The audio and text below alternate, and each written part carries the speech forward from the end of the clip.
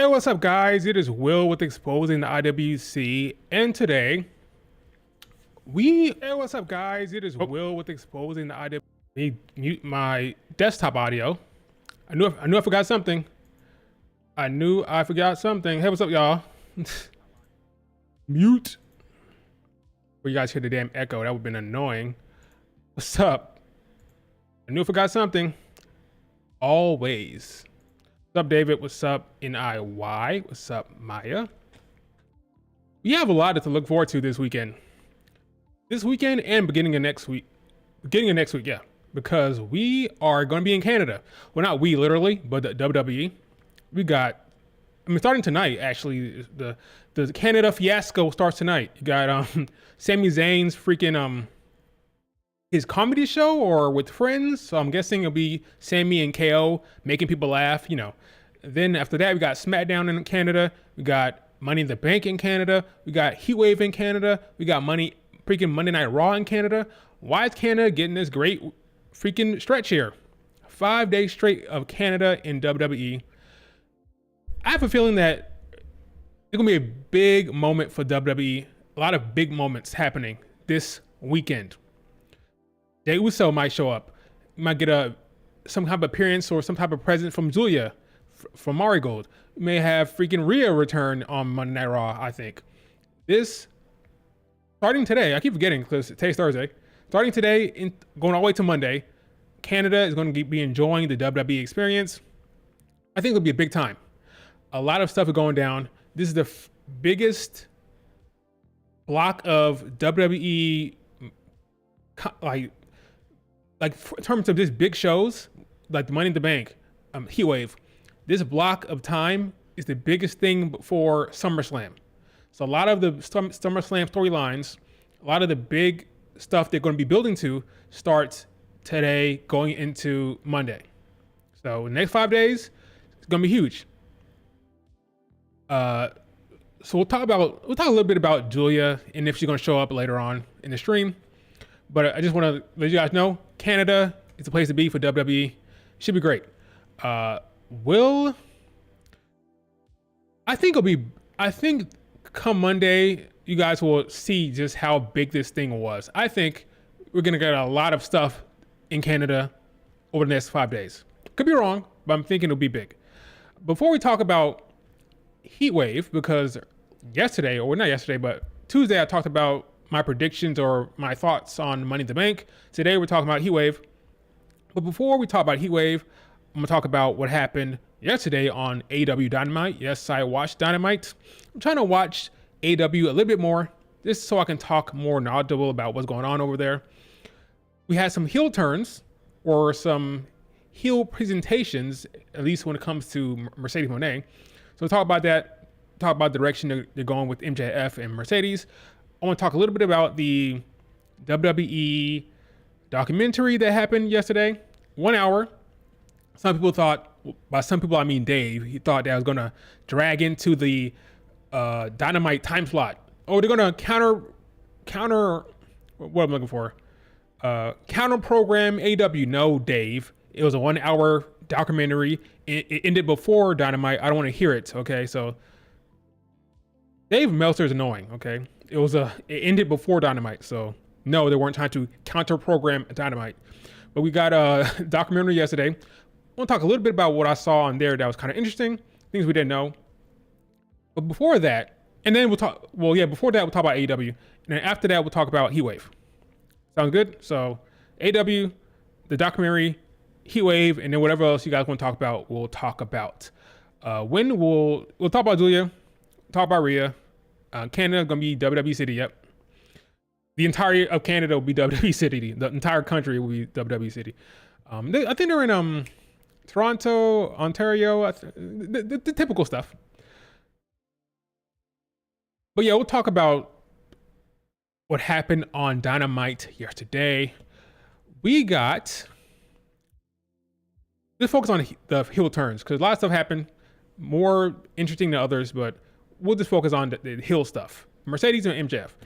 So, good old Britt Baker herself came strolling down there. So you didn't know Britt Baker has been out for like 10 months. And folks have been wondering what the hell has been going on.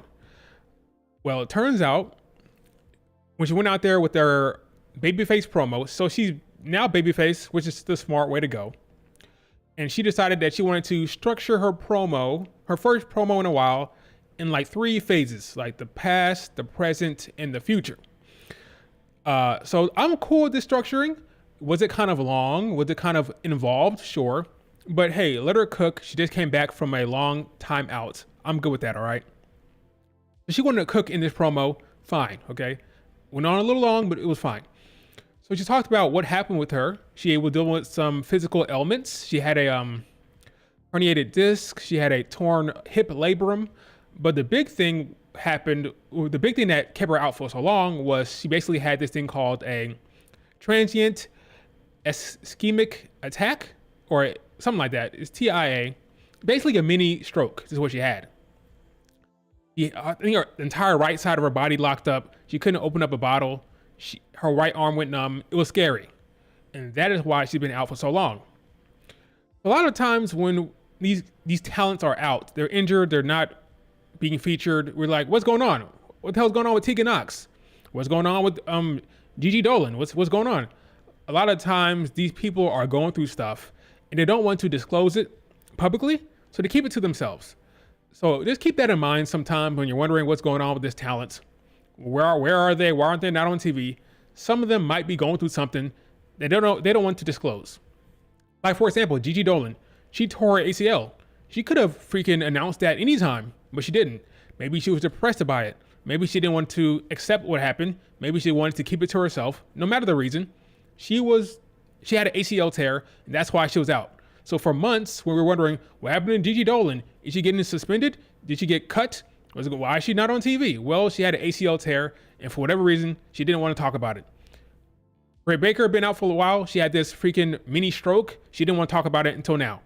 Sometimes the talent want to keep some privacy. Maybe that's why they're not on TV. Not so much that the booker is being mean or the booker have forgot about them. No, sometimes the booker is letting them stay home and recuperate and, get some time to get better and rest up, okay? So just keep that in mind. We don't know what's going on with these people. What's up, Pedro? So, and what's up, Richard, too?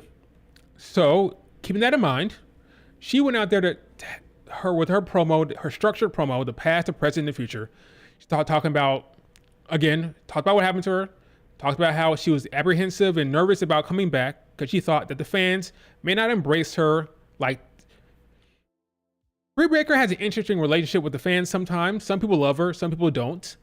But she's been out for so long. She talked about what happened to her. So I think she's in the good graces of the fans, and she's very much in the babyface. We want to see you. We're happy to see you. There was some annoying fan that was freaking in the audience that was screaming, what? The woman's over here talking about her freaking mini seizures, talking about what happened to her, and you're screaming what like a crazy person. I get you have every right. You paid your money. Some people are just assholes, I don't get it. Just assholes. So she's out there. She talks about what happened to her. She talks about the future, which then leads to Mercedes Moné. And when she does that, one thing she does before Mercedes pops up, she actually addresses something I've been wanting to. Well, not wanting to. I've been talking about it for the whole time. Like Mercedes Moné has a theme music that is manufactured chants. Very much to bring about. It's to manipulate the audience. She's right. She said you have a theme music that manipulates the audience. That's what it does. It's manufactured chants, the CEO thing, CEO, CEO, CEO. It's cringe. I said it was cringe then. I think it's cringe now. Now, it actually worked out for her a bit because now she's leaning into this obnoxious heel run, which we'll talk about here in a second. Now that she's a heel, the theme works. I like the theme now. But when they're presenting her as a babyface, the theme was cringe. And I've talked about that before. And she highlighted that. I'm glad she called it out because it's always been a terrible theme. As long as she's being a babyface, it was. Now it's fine. We'll talk about that in a little bit. But she calls out the bad theme. And once she does that, you hear a honk honk, like a big loud honk from a SUV that she rolls up in. Mercedes comes out and then she goes up right next to the EVPs. And I was like, yes, yes, yes, finally. Finally, they are presenting her as a heel. There's no way to unsee this image, okay?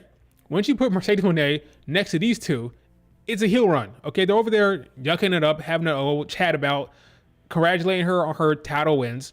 And once you do that, this character is now a heel.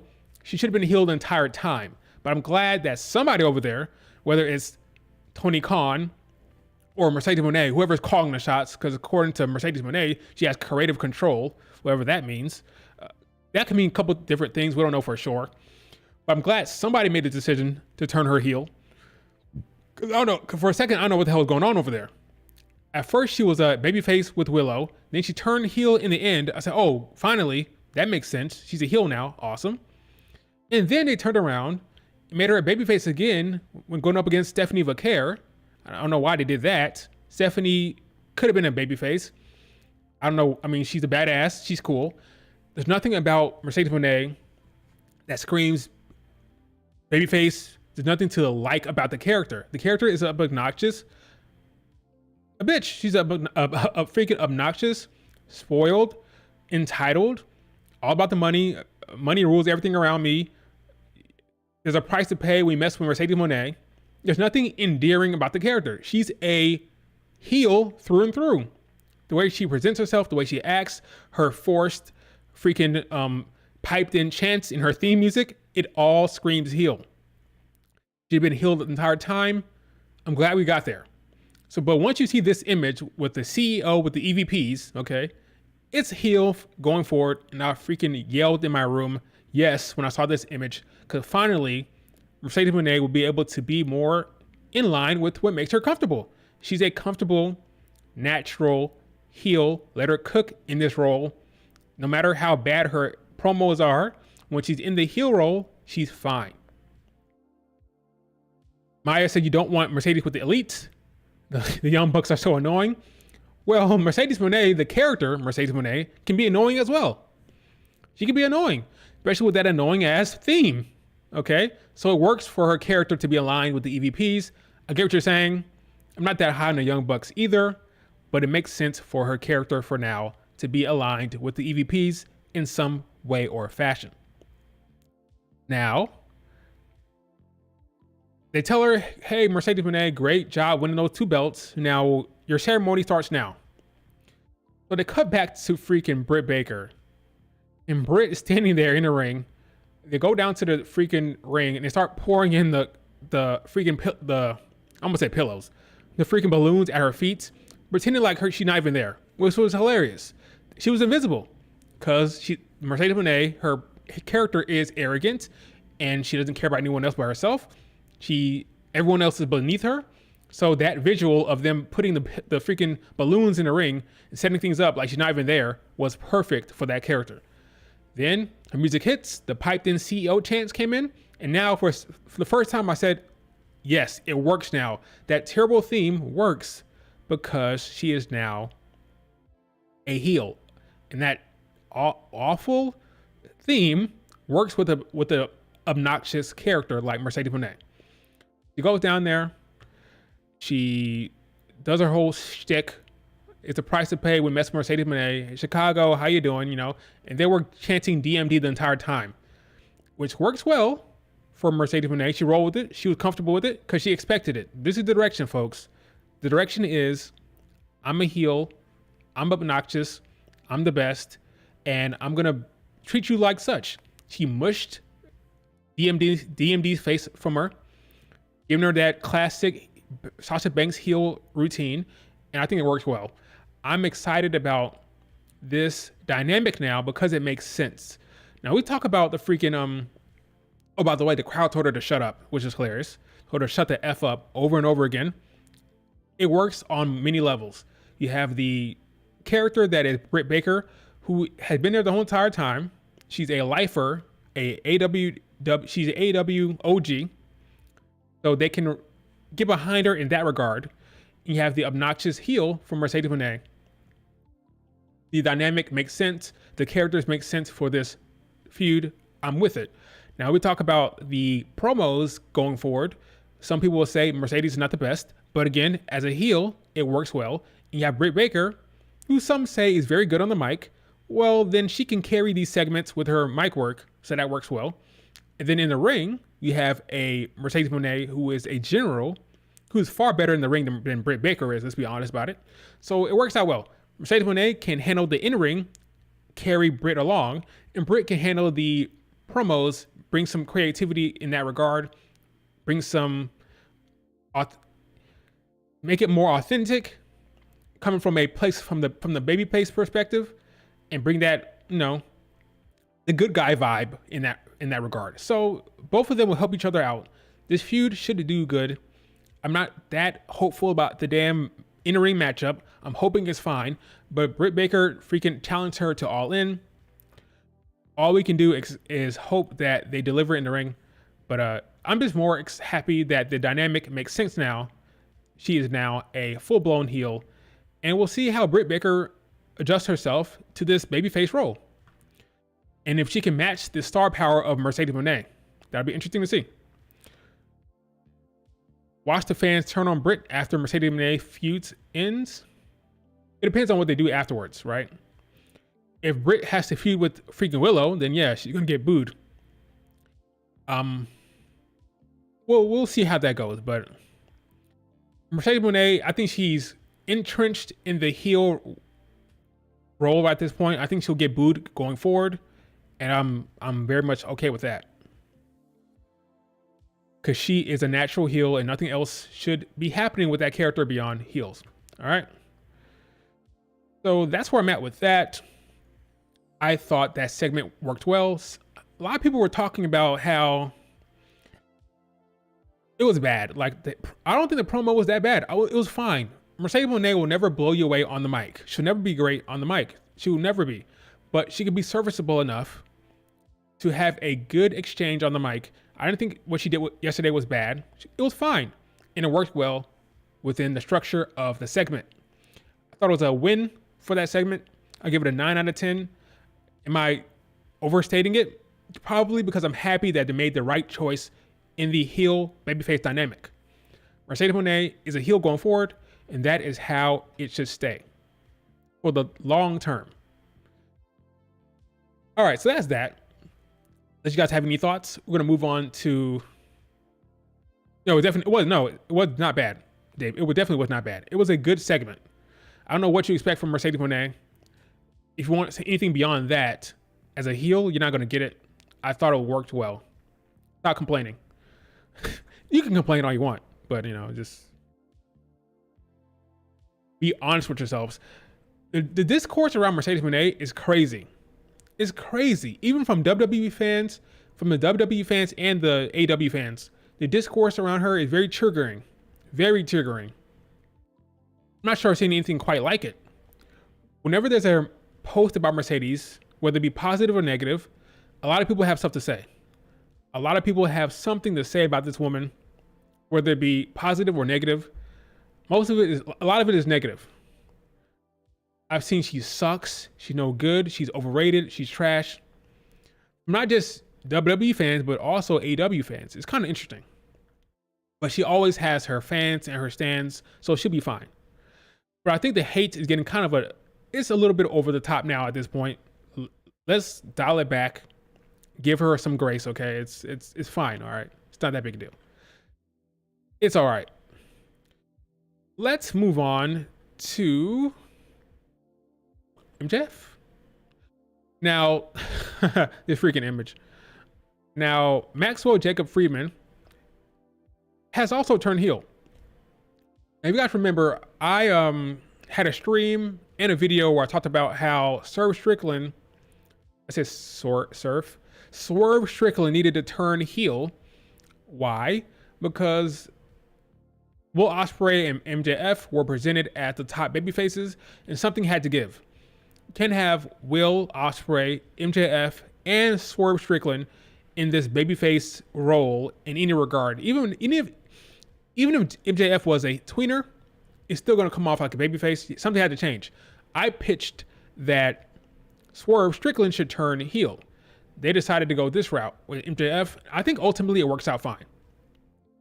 But Will Ospreay was wrestling Daniel Garcia in the main event last night for the I can't remember the name of the title MJF freaking Will Ospreay has. What title does Will Ospreay have? Start with I.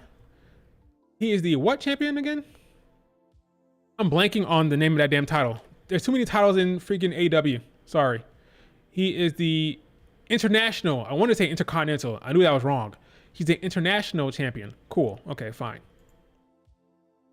Whatever. So, he defended his title against Daniel Garcia. And there's a moment where MJF wanted Daniel Garcia to use his ring. He gave him the ring. Daniel Garcia did not want to use it, tried to give it back. Once he gave it back, he turned around and got hit with the damn hidden blade. Very, very effective looking move. A great looking move that Will Ospreay has there. Big time hidden blade attack to freaking Daniel Garcia. Daniel Garcia loses to Will Ospreay. Fine. That was always going to happen. He was going to lose. Daniel Garcia was very much affected by this loss. He was feeling the effects of it. Will Ospreay went over to console him. Then MJF gets in the ring and says, dude, it's not your fault. It's my fault. I screwed up. My bad. You'll get him next time. You're still the man. You're still the champion. Well, not champion. You lost. You're still the man. You'll get him next time. I'm still your friend, yada, yada, yada. And then they decided to go the route of MJF. Because at this point, it was clear what was happening. I can't be the only person that see what's happening here, right? It's obvious. He's about to turn. It was clear and obvious, and like, you had to be blind to not see it. The turn was coming, and it went down. And it was the right decision. He beats the hell out of freaking Daniel Garcia, leaves him laying bloody with the ring. Then he puts him in the tombstone pile driver from the second rope and delivers the pile driver, leaving him. It was a massacre of Daniel Garcia. If I wasn't crazy, I thought that maybe he was being written off. Maybe the rumors that his contract was ending was true or something like that. He messed up Daniel Garcia big time. I don't know if you two are going to take this down, so maybe I shouldn't show him bleeding. But he messed up Daniel Garcia big time. It was rough looking. And I thought maybe writing Daniel Garcia off for a while because of the contract situation. I expect Daniel Garcia to remain with the AEW anyway, no matter what. But it was a good segment for the most part. They had to do something. Because you can't have those three at the top. They went the direction of MJF turning heel. Now he is in a heel role here, and they're building towards the Will Ospreay MJF feud. Now, because this is AEW, I can't say this is a Tony Khan call. If anything, this is a MJF decision. Why? Because the talent book themselves. According to freaking Tony Khan and the talent, they have creative control. So I think what happened here is that MJF decided, you know what? Probably better for me to turn heel. It makes more sense. Restore the feeling, better for business for me to go heel here. And I continue my story with Will Ospreay, because Will Ospreay is very much the white meat babyface guy. So he needed a heel here. So he said, you know what? I'll do it. I'll be the heel to Will Ospreay's babyface. And I assume this is going to All In. I mean, where else would it go? I mean, you could do some weird triple threat. You could do Will Ospreay against Swerve against MJF, but why would you do that? I think it makes more sense just to go All In into the international title, Will Ospreay against MJF. Clean cut, top babyface, top heel. Let's go, And this makes sense for MJF's character. Why? He had a relationship with Adam Cole that went sour. He tried to have a friend. It didn't work out for him. So he said, you know what? No more friends. I'm not doing that anymore. So fine. He doesn't want to have a friend in Daniel Garcia.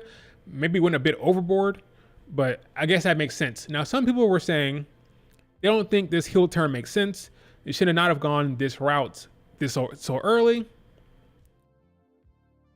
I don't mind it. It's fine. Like, I get the concern about having You spend all that time building him up as a babyface, spend all that time making the crowd love him, just to turn him heel like this. I believe that he believes this is best for business. So, and I do believe it's an MJF call. I think MJF is calling this because that's what happens at AEW. The talent has creative control. So we'll see what happens. But I think it makes sense with the whole Adam Cole storyline. So it's what it is. Somebody had to turn heel. Swerve, MJF, Will Ospreay. Somebody had to turn. So maybe you don't keep the maybe the first ever black champion shouldn't turn heel. Let him stay as the babyface, and then whoever wins freaking the Owen will challenge him at All In. You keep Will Ospreay and MJF to the side. That being said, if I have to be honest, the Will Ospreay MJF match is probably now the biggest match, no matter what. Let's look at the freaking men's tournament real quick. I think I have it here. Yeah. So here's the men's bracket. You have Bryan Danielson against Jay White or Hangman Adam Page. Now I have to believe the winner of this match will then face, or the winner of the tournament will face Swerve. So I doubt you do Bryan Danielson. I don't think. So it's going to be a heel. It's going to be Jay White or Hangman. Of the three, Hangman has all this history with Swerve Strickland. He had that big, long feud with Swerve. Hangman just returned from his hiatus. So maybe you want to do the, okay, top heel back. Let's do the Will Ospreay MJF thing. And here we do Swerve against Hangman, rekindling that feud. That could work, but they've had so many matches. Do you want to revisit that? I don't know. The Hangman is definitely winning the tournament. Probably. You bring him back like this. Do you bring him back and he don't win? If I had to guess, I'd say Hangman wins. He beats Jay White. He beats Bryan Danielson. And you get Hangman against Swerve at All In.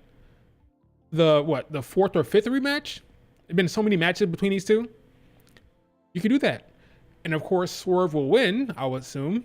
I think this is all about giving Swerve a longer reign, according to reports, because the talent is booking the show.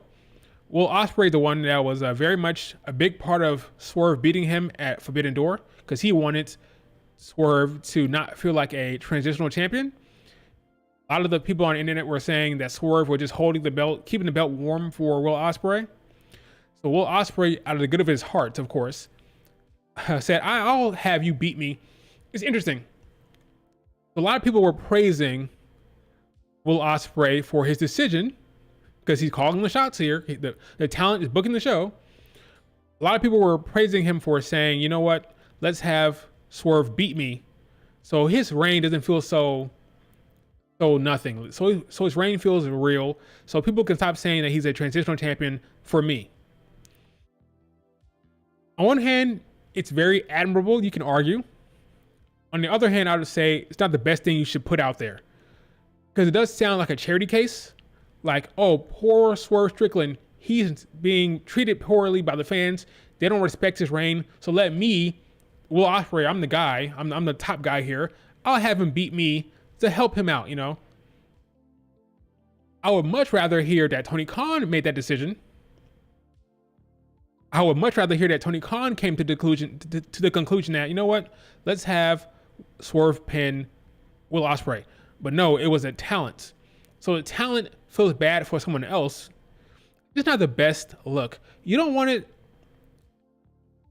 folks to believe that the talent is booking the show. I'm sorry, it will backfire. Ultimately, it will backfire on you. Because when Will Ospreay wins the title, when he wins it, what are you going to say? Oh, that was a Tony Khan decision, not me. Or you didn't have any input on that one, buddy? It wasn't your decision?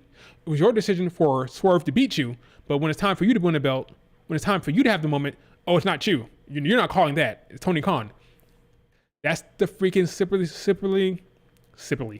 the slippery slope, folks. That's the issue here. Can't have it both ways. Either you're calling the shots or you're not. Either you're booking the show or you're not. You can't say, oh, when I lose, I'm booking it, but when I win, it's Tony Khan. Nah, it's not how it works, man. It's not how it works. And that's the danger. For example, Mercedes Moné, she said she has creative control. What does that mean? Are you booking? Did you say I want to face Britt Baker? Was that your decision? Is All In happening with Britt Baker because of you? Was that your call? Gotta be careful. Even something like Becky Lynch, when she said, "Oh, I was pushing for Bianca Belair to have her moment at the WrestleMania." Do I believe her? Yes. I do believe that she was pushing for Bianca Belair to have her moment. She was pushing for it. But in her case, Vince McMahon, we know, rules with an iron fist. So Vince McMahon ultimately was the one that made that decision, which is good for her. Because if you're thinking that, oh, she's the one that made that match happen, oh, really? So was she the one that also made the 26-second squash happen? Have to be careful, folks. Have to be careful. You can't have it both ways. You can't say, oh, it's my decision when I lose. When I lose it, I'm making a decision. But when I win, something bad happens. Oh, that's Vince McMahon. No. You can't have it both ways. Now, in Becky Lynch's situation, I believe that she was pushing for it as much as she could. But in my mind, ultimately, Vince McMahon is not Tony Khan. Vince McMahon calls the shots. So I don't believe that she had that much control over it. I do believe she was trying to get Vince McMahon to push it back. But it was always going to be Bianca Belair. Vince McMahon loved Bianca Belair. He was always going to put the belt back on Bianca anyway. So do I believe she was pushing it back to WrestleMania as best she could? Yes. Do I think she was pushing for that? I do. But let's not pretend like it happened because Becky Lynch. Like, if it wasn't for Becky Lynch, Bianca would not be champion. Let's not say that, because if that's the case, then did you make the decision for the 26-second squash? Could you have stopped that? Could you have put your foot down and say, no 26-second squash. Let Bianca do something else. It's a slippery slope, folks. You can't have it both ways. Either you're calling the shots or you're not. Okay?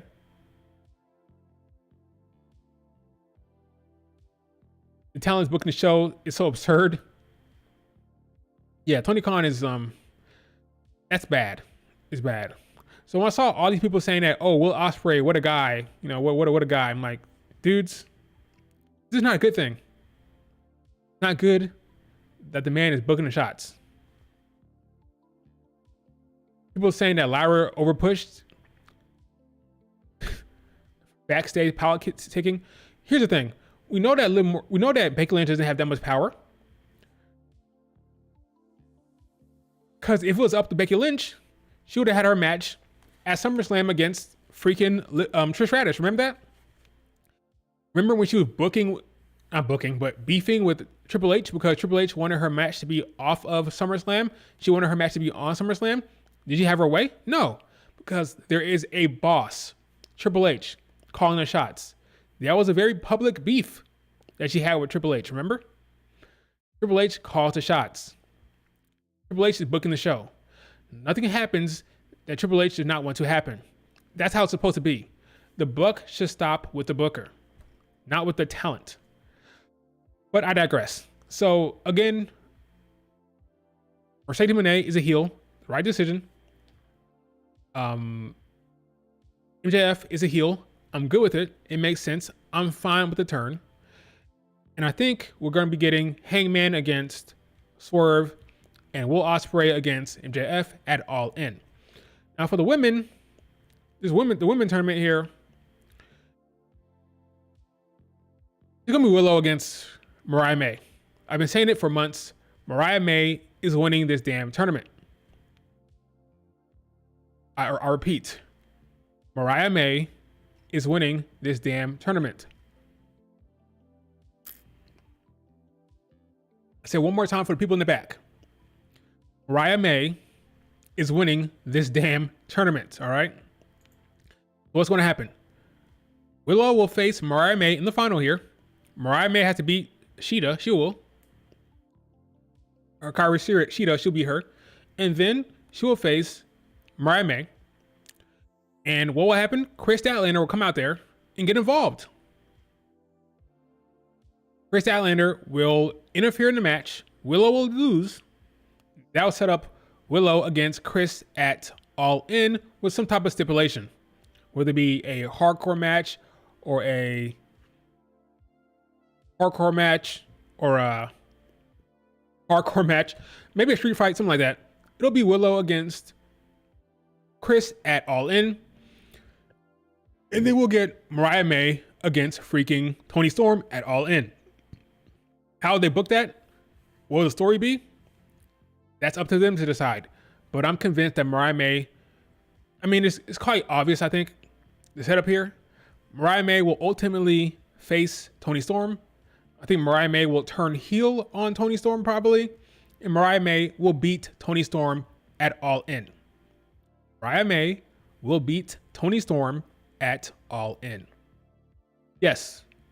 In NIY, I think that happens. I think Mariah will beat her. I truly believe that. This is where it's heading. This whole relationship, this whole thing between Mariah and Toni Storm, that's where this is headed. The whole entire time. They're all close. Remember how Toni Storm was treating Mariah May at first? Like Mariah May was nothing. She was like a nuisance. She was just there. She was ignoring her. Now, fast forward, a year? It's been a year or something like that? Fast forward all this time forward. Now Mariah May is very much, she loves Mariah May. She adores her. She treats her well. We've come so far now. Now the turn happens. Now Mariah May makes her move. Now Mariah wins the title at All In. Now it could be a friendly feud, but in the match, Mariah May turns heel. She cheats. And that's when the moment happens. That's when the turn happens. She'll cheat, beat Toni Storm, and say, I'm the champion now.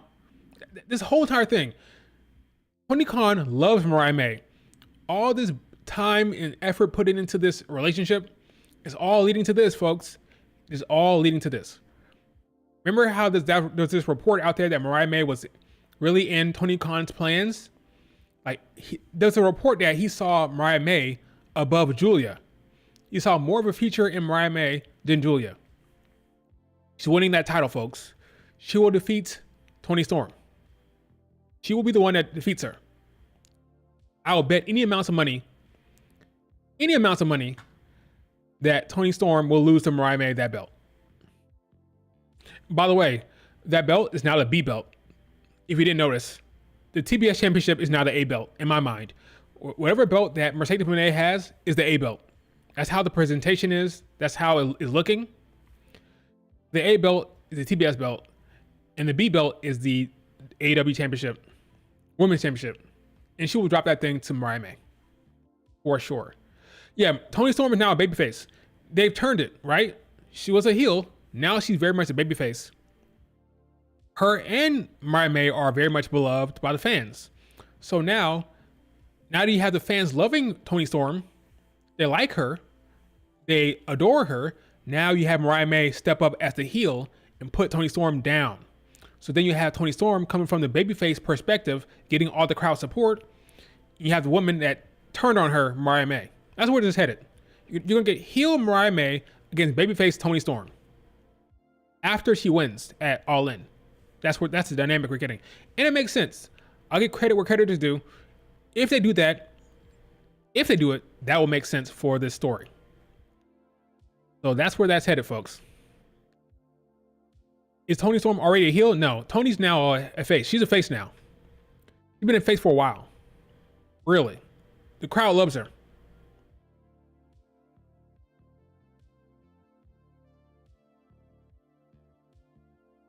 I think she loses at All In. For the question, how long will Toni Storm be champion? She loses at All In to Mariah May. Do you believe that AEW books women better than WWE? No, I don't. Tony Khan is not booked better than WWE with the women. They're doing a little better now. I'll give them that. I think the last Dynamite was solid for the women. Solid booking. But no, it's not better than WWE right now. It's not. Forbidden Door was good. It was well paced. It had a lot of matches, but for whatever reason, this time around, the matches were better paced. So it wasn't a chore to get through. It was an enjoyable show to get through. 3 matches you needed to watch. The TNT ladder match, Mercedes against Stephanie Vaquer, and the main event, Ospreay against Swerve. Those are the 3 I would recommend watching. You can skip everything else. You don't need to watch it. But those are the main 3 I would I'll go to watch those three. But it was a good show, and it was well paced, and I will give credit where credit is due with AEW. I'm not a full on hater. If it's good, I'll tell you it's good. It was a long show. It was long, but for whatever reason, unlike last time, Forbidden Door, the pacing was much better. It was well paced for whatever reason. I don't know how they pulled it off this time around, but it wasn't a chore to get through. It was actually it was a good watch. It was long, but a good watch. It felt more smooth, more natural. Still choppy in a way. I prefer like less matches, so the matches can breathe and you can tell stories in between. You can have backstage segments. I like what the WWE are doing. I really do. But I thought they handled the long show well. Again, those three matches: the TNT ladder match, the women's match between Mercedes and Stephanie Vaquer, and the main event are the three I recommend you watching. It was a good show. Didn't the show like 4 hours? Like 4 hours. It wasn't that bad. Ignoring the pre-show. If you add in the pre-show, it's like 5 hours, really. But ignoring the 0 hour or the pre-show, it's just 4 hours. All right, let's talk about first of all, let me know in the chat. Did you watch the documentary? Did you watch the documentary? It was on last night, 1 hour, from 7 to 8 Eastern. Did you watch it? I'm curious to know. It was just 1 hour. You watched it? Yes? So here's my takeaways from that documentary. Number one, Triple H told Cody Rhodes the day of the Rumble that there was a chance that he would not have his moment at WrestleMania. There was a chance that Roman could have faced The Rock. Why is that relevant? Well, later on that day, Cody was booked to win the Rumble, and Cody pointed at Roman Reigns. Now, there were some fools online that said that Cody Rhodes was going into business for himself. Like, somewhere, I don't know how they got that. But they thought that Cody Rhodes was told that the match was going to be Roman against The Rock, and he went against that by pointing at Roman Reigns. That's not true. Triple H said that match was a possibility at that point. They were still talking it out. They were still considering it. It was not an official decision that it was going to be The Rock against Roman Reigns. So he had every right to point at Roman Reigns at that point. Point at Roman Reigns at that point. He had every right to do that. And Triple H is the one that booked him to win the Rumble. He says he booked him he said he booked him to win the Rumble because at that point it would hurt him to not win. No matter what happened, even if we were doing The Rock against Roman Reigns, it would hurt him to not win the Rumble no matter what. I agree with him, but I believe he did that because he did not like that The Rock came in and changed the story. Again, Triple H is very much a story guy. He's a storyteller. They've been telling this year-long storyline about Cody Rhodes' redemption, getting back to the big moment, and winning the title. I believe that he did not like The Rock coming in and changing up the storyline because he's a story guy. So in his mind, he said, no, we're going to keep doing it. We're going to stay the course. Cody, you're winning the Rumble. No matter what, you're winning the Rumble. We'll figure it out later. But right now, the story makes sense for you to win the Rumble. Who cares about what's happening with The Rock? You have to win because that's the story we've been telling. And the Cody pointed at the Roman Reigns because that's the story they've been telling. It makes sense. That's what I believe. I believe Triple H the whole entire time knew what was going to happen. He knew how dumb it was. Like, if I book Cody win the Rumble and he points at Roman Reigns, how can you possibly do anything else? How could you possibly change the story here? I think Triple H was working against The Rock and Roman Reigns a bit there. I honestly believe that. Some people might say I'm crazy. I believe he was working against them. He did not want Cody Rhodes to not have his moment because nothing else makes sense. The way he booked the show would ultimately lead to conflict. Having Cody win the Rumble, having him, like, you can't, once you win the Rumble, you have every right to choose. The easiest thing they could have done, the easiest thing was to have Cody not win the Rumble. That solves everything. Cody, we're talking about Raw. Like he said, to be fair, he did say that they weren't sure about what direction they were going. It was up in the air. But he could have had Cody not win the Rumble. It would have made things easier if he wanted to go The Rock versus Roman Reigns. I believe he had Cody win the Rumble because in his mind, it just did not make sense to go any other route.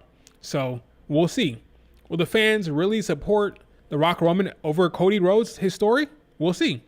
Go win the Rumble, Cody, and we'll see what happens.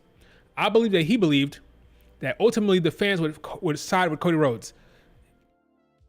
Triple H is not a dumbass. He's on Twitter. People joke that he has a burner account. That's a big joke. Triple H has a burner. I think he does. I think he's aware of what's going on. He's online. He knew damn well had Cody Rhodes lost the Rumble, there would have been outrage. He knew damn well if they replaced Cody Rhodes with The Rock in the Mania match, there would be outrage, and there was. And he was ready for it. That's why I believe he knew what was going to happen, and it happened. It's like, okay, there it is, folks. You see it? Look at the outrage. Do you really want to do this?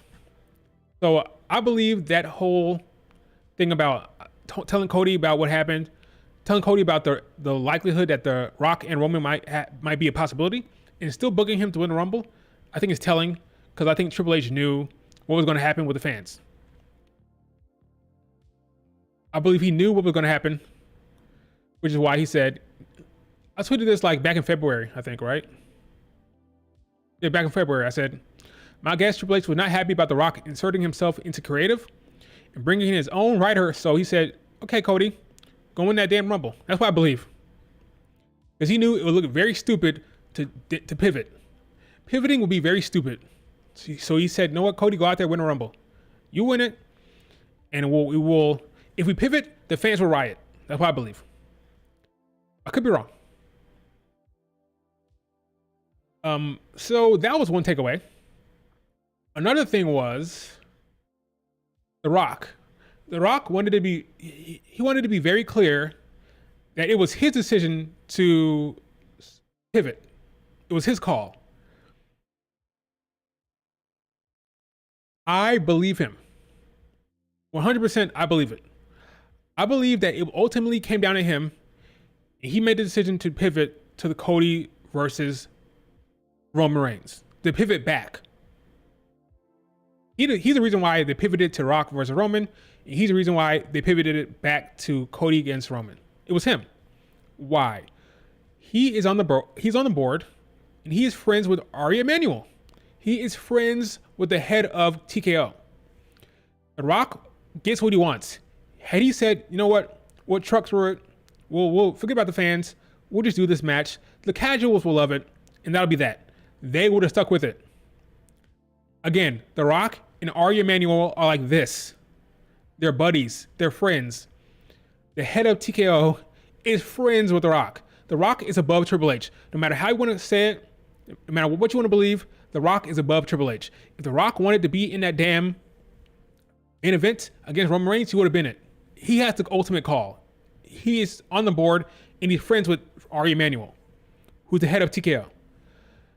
So I do believe it was his call. He said, you know what? Let him have Roman Cody. We'll do this. I'll turn heel. Just go a different route. I believe it. I also believe the reason why this damn doc took so damn long to come out. I think they finished the doc a long time ago. They finished it a while ago. The reason why it took so long to come out is because they wanted to get the story straight. They didn't want any narratives. They wanted to control the narrative. Because The Rock was getting beat up online. So I think they wanted to make it clear that The Rock was the one that made the call here. The Rock understood what was happening. He was cool with the fans making this call, you know.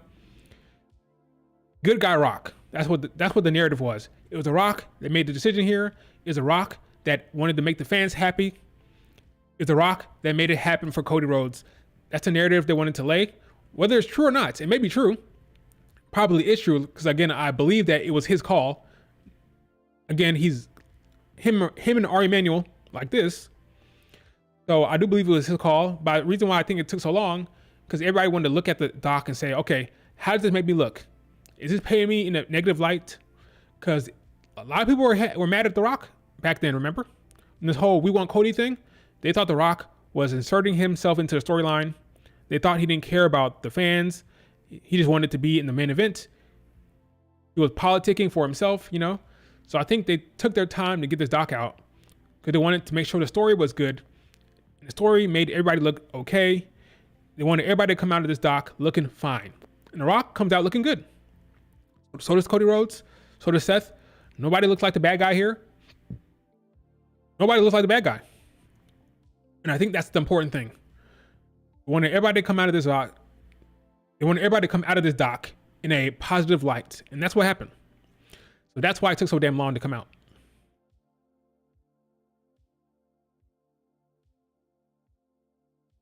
Yeah, The Rock was heavy in the doc, more so than the Roman Reigns was like a side character in the doc. Did you notice that? It's really about The Rock and Cody, not Roman Reigns. I think Seth got more of a shine than Roman Reigns did. Talk about Seth's injury. Talk about Seth, like, you know, coming into the play with the tag team. I think Seth was more in the forefront than even Roman Reigns. I think Roman took the back seat in his doc. It was more about The Rock and Cody Rhodes. That's the story here. It was very much heavy to The Rock and Cody. Not so much Roman Reigns. He was a background character in the doc, which is fine. I mean, it was fine. It's a 1 hour doc.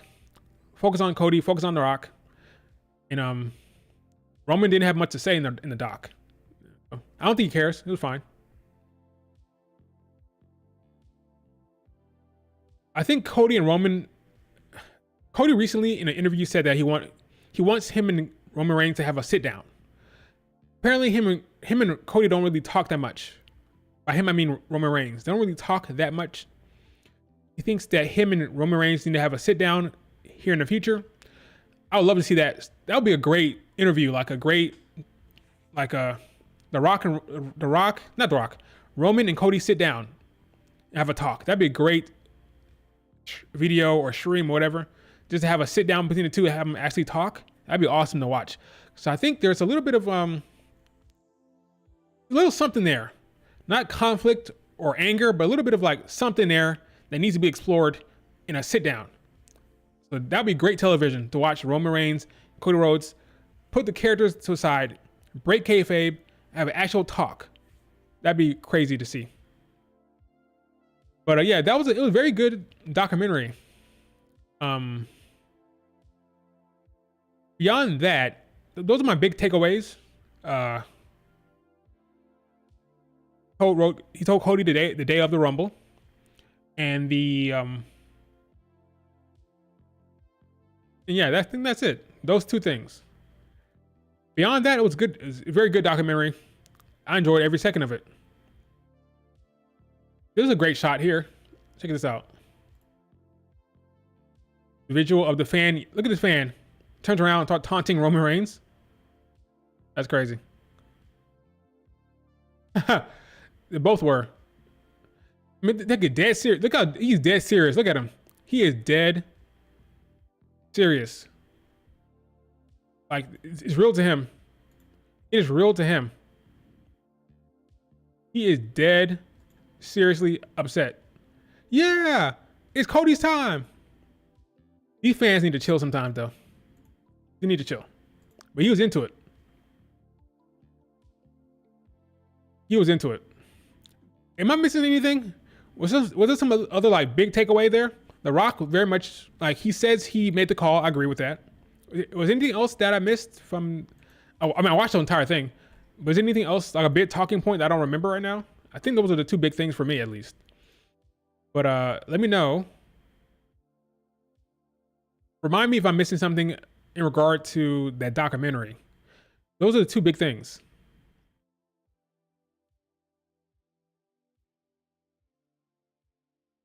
Oh yeah, I talked about that on Twitter. That Becky was the first person backstage to hug Cody. But beyond that, I don't know what else I'm missing. Here it is. Becky hugged Cody Rhodes. The first person to hug him was Becky Lynch.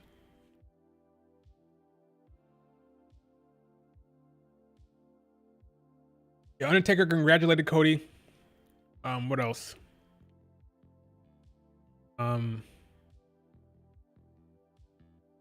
Holy Family was there. Everybody that showed up last year showed up this year. Oh, yeah, those are the two big things for me.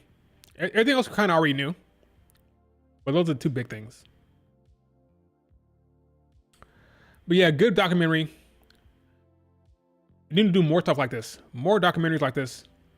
I thought I want to see one for SummerSlam. I want to see one for the Royal Rumble. I want to see another one for Mania again next year. Keep them coming. Good stuff. I love the behind the scenes. I love the behind the scenes stuff. Some people think it breaks kayfabe too much, but I don't mind that at all. I want to see the behind the scenes stuff. I can separate the two. Some people can't separate it. I can separate it. I can see the characters on screen, and I can watch this and say, yeah, this is great to see the behind the scenes stuff. I can separate it. Others can't, but I can. I want to see more stuff like this. Yes, it's good. Triple H loves, like, you saw him kind of like orchestrating the entrances.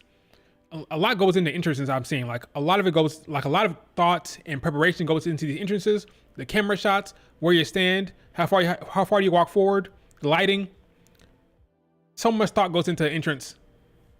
It's a big deal, and it should be a big deal because presentation is everything. You can make somebody look like a massive star based on how you present them in their entrances. That was all cool. You saw how The Rock and Triple H get along backstage. Great stuff. Great stuff. They posted like little small PLE backstage stuff every time. It was like 5 minutes, yeah, not an hour long. I don't expect an hour long for everything. Like, it makes sense for the big stuff. But yeah, hour long for Manias, SummerSlams, Royal Rumbles, that'd be awesome. That would be great. Yeah, I think that's it for the doc. Great doc. Let's move on to the big event on Sunday, NXT Heatwave.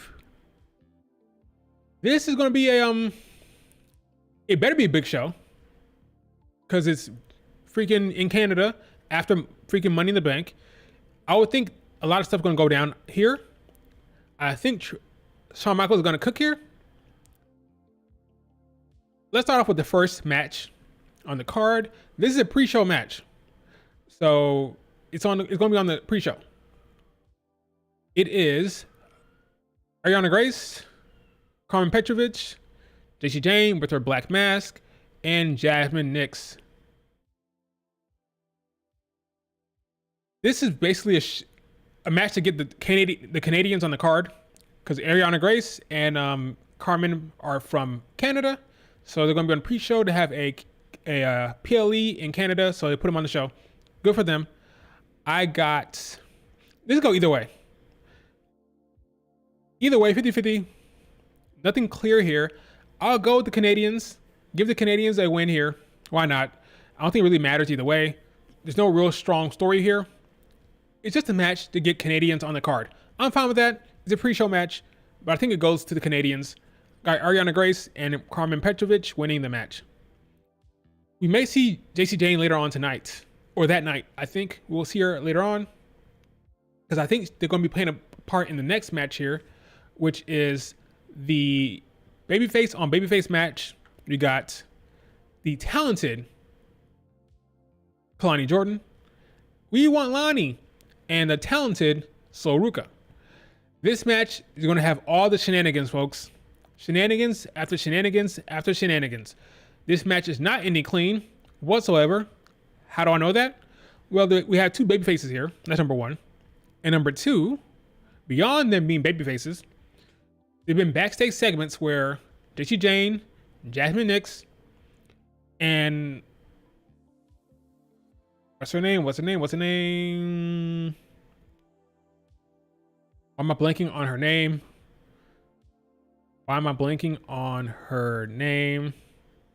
JC Jane, Jasmine, and why am I blanking on the freaking? No, I'm not gonna tell you guys who it is because I don't want guys to tell me. I saw it. Why can I not remember Fallon Henley's name? Jesus. And Fallon Henley. That was annoying. But thank you, Sean. I was gonna get it eventually. But Fallon Henley and Jasmine Nix and JC Jane, they've been talking about being upset about this match. They've been saying, why do they get to be in the North American match? We got to do something about it. So they're heavily hinting that they're going to be getting involved here. And I believe they will. You have two baby faces here, two baby faces that are over and talented. There's going to be some shenanigans, folks. And I think Fallon Henley and Jasmine Nix and JC Jane are going to come down there and get involved in some form or fashion. I do believe that Kalani Jordan will win, but they'll protect Sol Ruka by interference. I would not be surprised if both babyfaces had to stand tall. The match will end, or the segment will end with Sol Ruka and Kalani Jordan standing tall over the heels here. I do believe that they will get involved. But yeah, Kalani Jordan wins. Not dropping the title, that's obvious. But look for JC Jane and her posse, including Fallon Henley, to get involved here. But yeah, she wins. She retains. Let's move on to the next one, which is... I don't know how hyped I can get for this match. It is a tag team championship match between Axiom and Nathan Frazier and Chase U. Now, if you've been paying attention to this storyline, Nathan Frazier has aspirations, he has ambitions in singles division, and Axiom's kind of annoyed by that. It's like, dude, we're tag team champions. Isn't that enough? Like, what are you doing out here? There's arguments, there's conflict here. This tag team is not going to be for the long haul, it doesn't seem. Nathan Frazier has other things on his mind.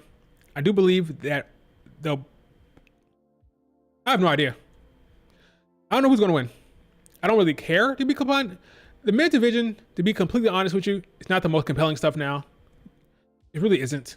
I don't care who wins this match. Do you guys have an idea? Do you have a preference here? I don't care.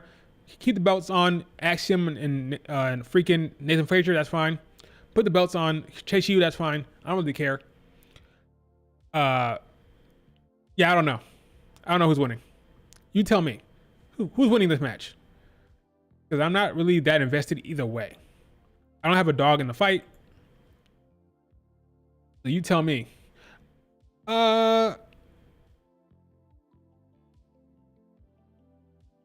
Does Chase U need the tag titles? No.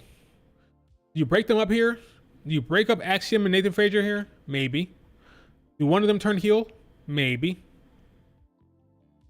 I'll go with...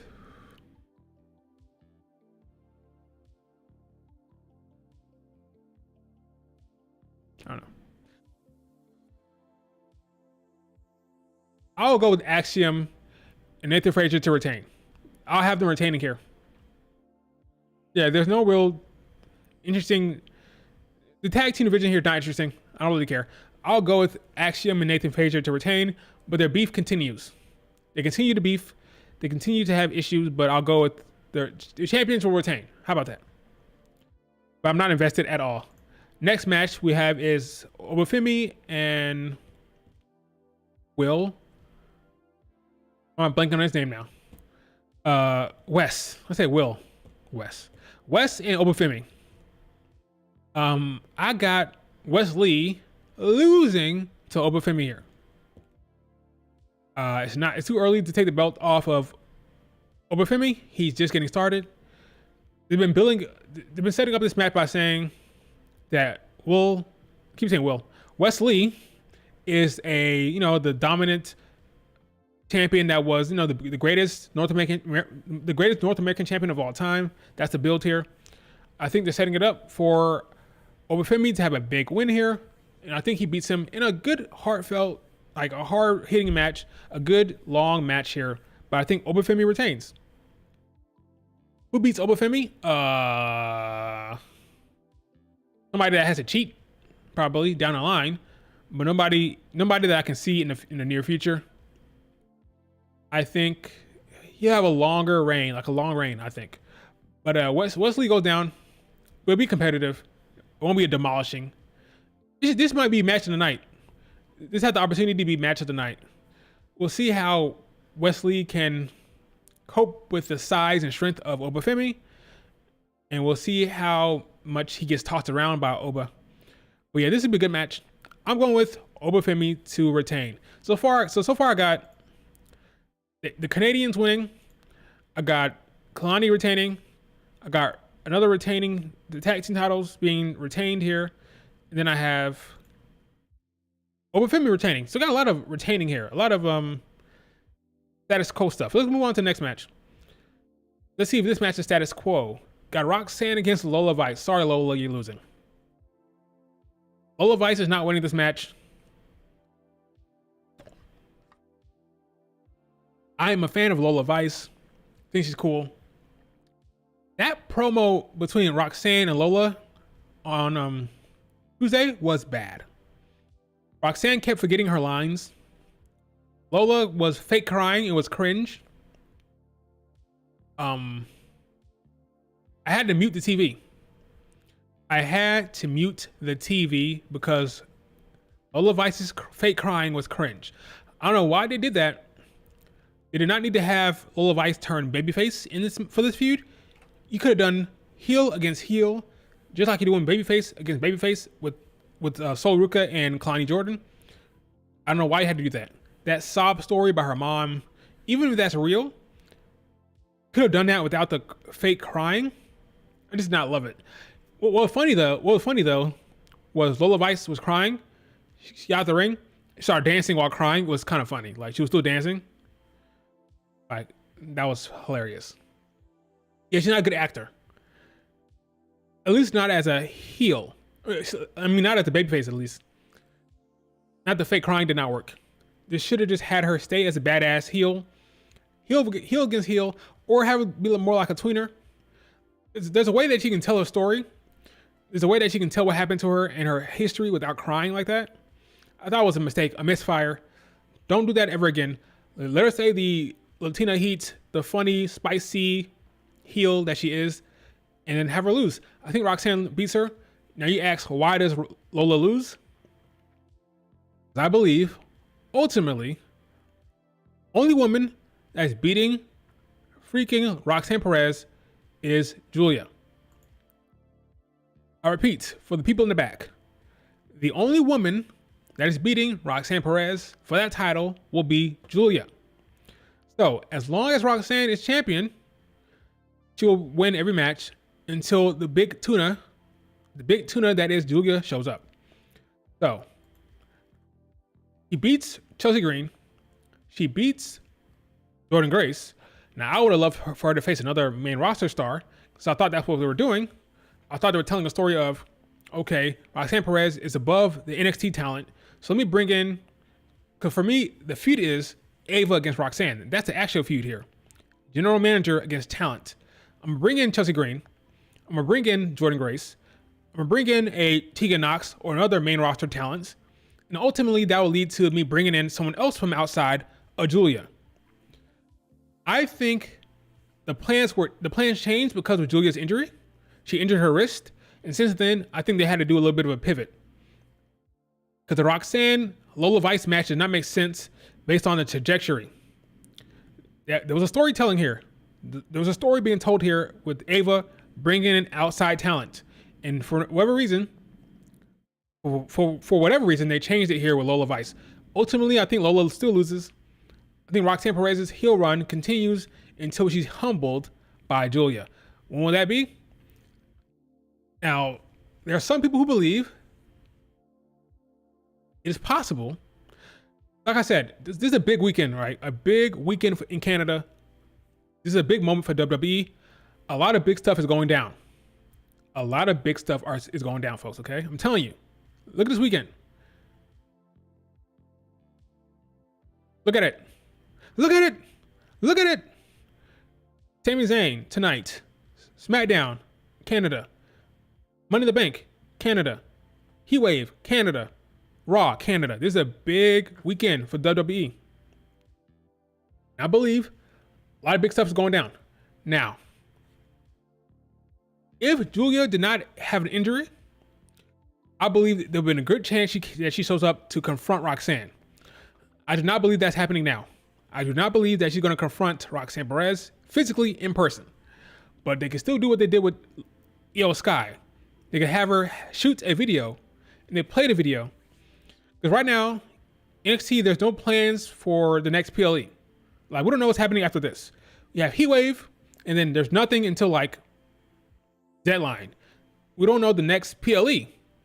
What I would do, I believe it would be very smart for them to have Julia show up on screen, let the fans know about the next PLE. Maybe she beats Roxanne Perez. Well, sorry. Maybe Roxanne beats Lola Vice.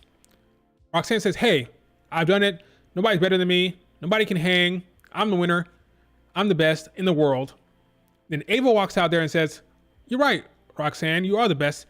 But here's another person that wants to meet you. And then you have a video pop up of Julia. You can shoot a video from anywhere, right? You have Julia shoot a video, recorded in English because she's working on her English. Cuts a promo. So I'll be back. Not back. Oh yeah, back because she showed up at Stand and Deliver. I'll be showing up in NXT at the next PLE, whether that be the Great American Bash or No Mercy, whatever the name of the PLE is. Julia will be here in America at No Mercy to take on you, Roxanne Perez. That's how you do it. You shoot it in Japan, send it over to the United States, you play it in the arena, everybody goes crazy. That's what I would do. As you can see, here's my game plan. You got Jimmy show up at Money in the Bank.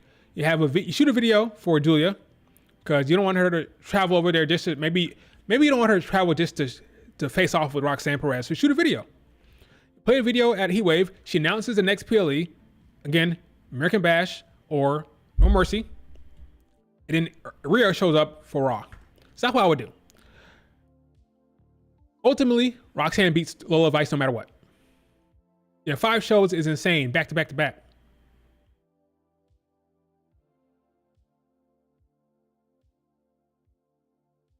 So, this is my game plan. So, I would assume that, I think they did that last year, maybe last year they announced the next PLE at the show.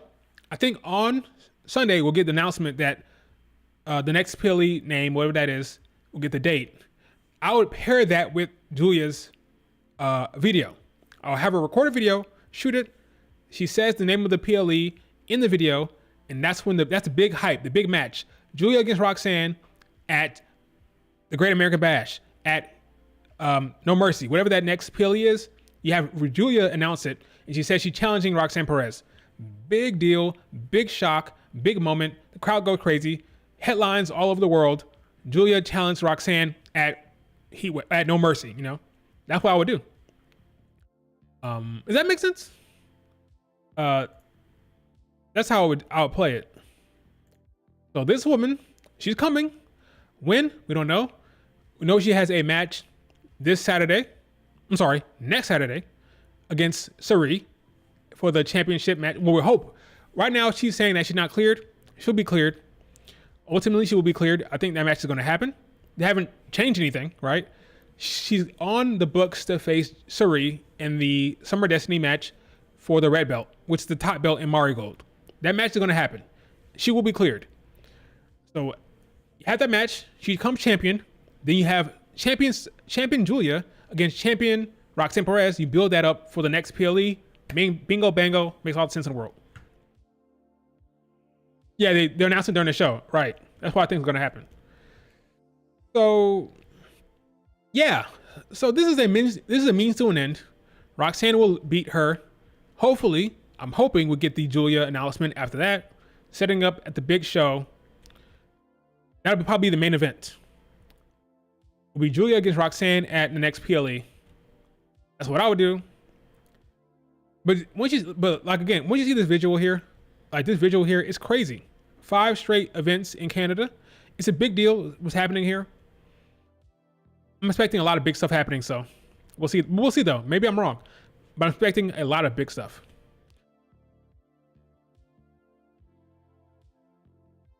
What would Jimmy do at Money in the Bank? Well, there is a match between the Bloodline and the Babyfaces. You have Cody, Randy Orton, and Kevin Owens against the Bloodline. And there's 4 members of the Bloodline, right? Solo, Jacob, Tongaloa, and Tama Tonga. 4 of them. So who's gonna even the odds here? Jimmy Uso. It's gonna be 3-on-3, but somebody will be on the outside here. I'm assuming it's gonna be Jacob, Tama Tonga, and Solo in the match, and Tonga Loa will be on the outside, right? So you have 4-on-3, with the third person be on the outside, with the fourth person be on the outside, and then Jimmy Uso returns at the end to even the odds. So it'll be 4-on-4 at that point. It'd be a big deal. I think Jimmy Uso will get a big pop when he returns. So why not happen on the big show? Jimmy returns at Money in the Bank to support Cody, Randy Orton, and Kevin Owens.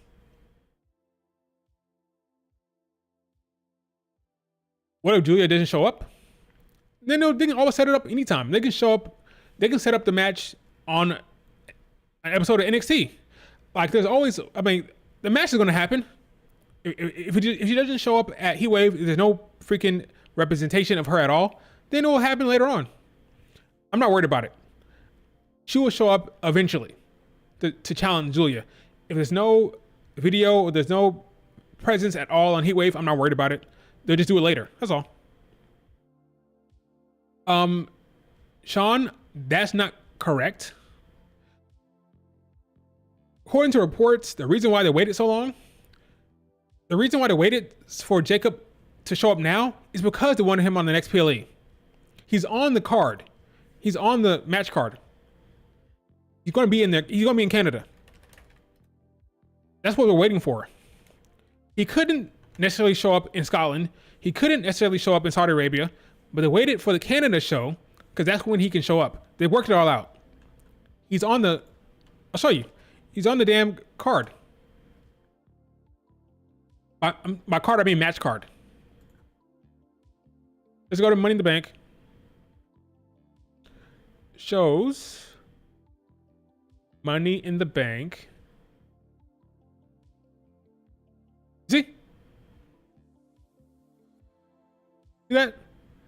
Jacob Fatu is right there. Right there. He will be on the show. They're waiting for Money in the Bank because his criminal issues won't be an issue for Money in the Bank. He'll be in Canada. He got 3-on-4 here. Somebody has to even the odds. Now I believe Jimmy Uso will return to even the odds here. Just a thought. He's in the match. He's in the match. He'll be there. So it'll be a big pop for Jimmy Uso if he shows up. Last time we saw Jimmy Uso, he got taken out by Solo Sikoa. So he wants revenge. I believe he's going to get his revenge at Money in the Bank.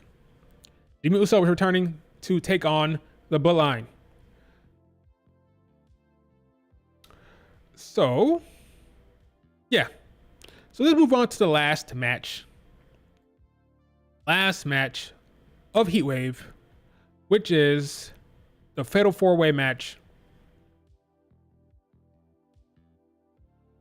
Ethan Page, Shawn Spears, the OG, the young OG, and Will Ospreay, and Trick Williams in the main event. Now, I believe that Trick Willie has to lose. And I'll tell you why.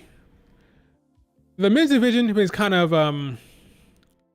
not that compelling lately. They need something to spice things up. They need some type of spice, some type of change, something to happen to mix things up a bit, because right now it feels kind of stale. It has nothing to do with Trick Williams, not his fault. But the women are carrying NXT, in my opinion. The women are carrying it. It's all about the women. They're entertaining, they're compelling, and the men are not. So something needs to happen here. Some type of story beat, some type of change, something to kind of mix things up here. His reign has been boring, yes, because Carmelo left, Braun Baker left, all the heavy hitters are gone. Freaking Ilya is gone. Who's the dog down there, the top dog, to challenge him? The most exciting dude they had down there is freaking The young OG. He just got there. That just go show you the state of the men's division down there. Freaking the newcomer is already getting the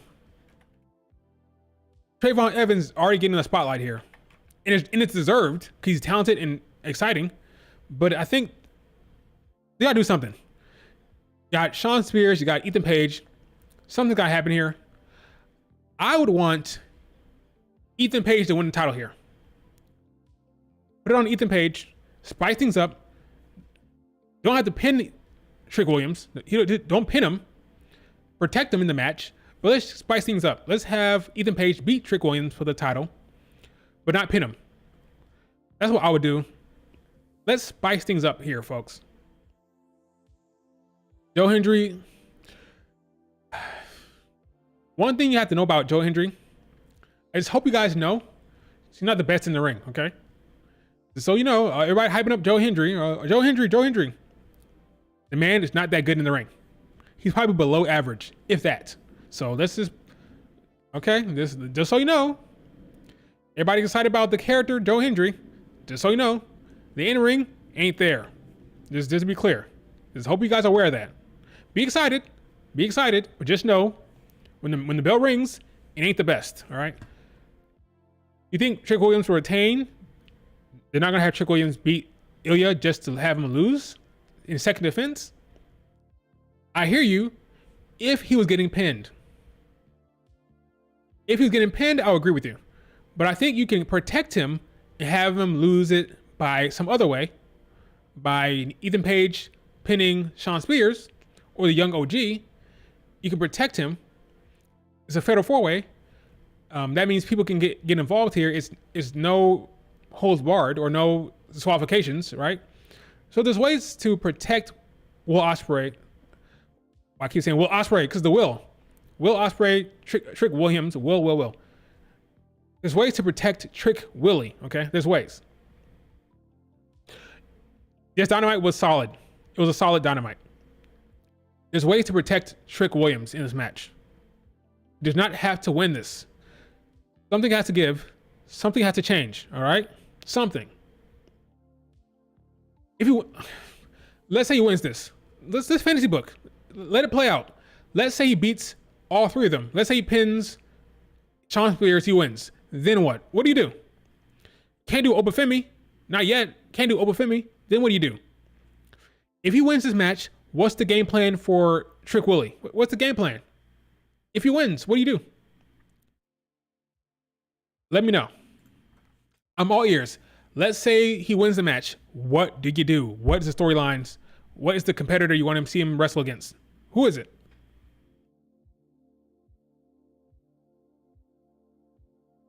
MJF being the fifth member of the Elite is wild. That'd be crazy. Maybe he's better off by himself. I don't know. We'll see. You already got Mercedes Moné.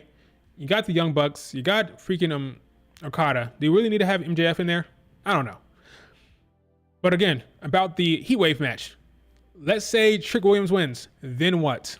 They got to do something here. This is a big weekend. Let me show you. Do I need to show you the visual again? It's a big weekend, folks. What do? It's the main event. Oh, wrong thing. It's the main event. What do you do, okay? Let me know. The huge weekend, a big show in Canada, right after Money in the Bank. You gotta have some type of splash, you know? Some type of splash. What do you do? I think you gotta do something here. And if you don't tell me what the plan is afterwards,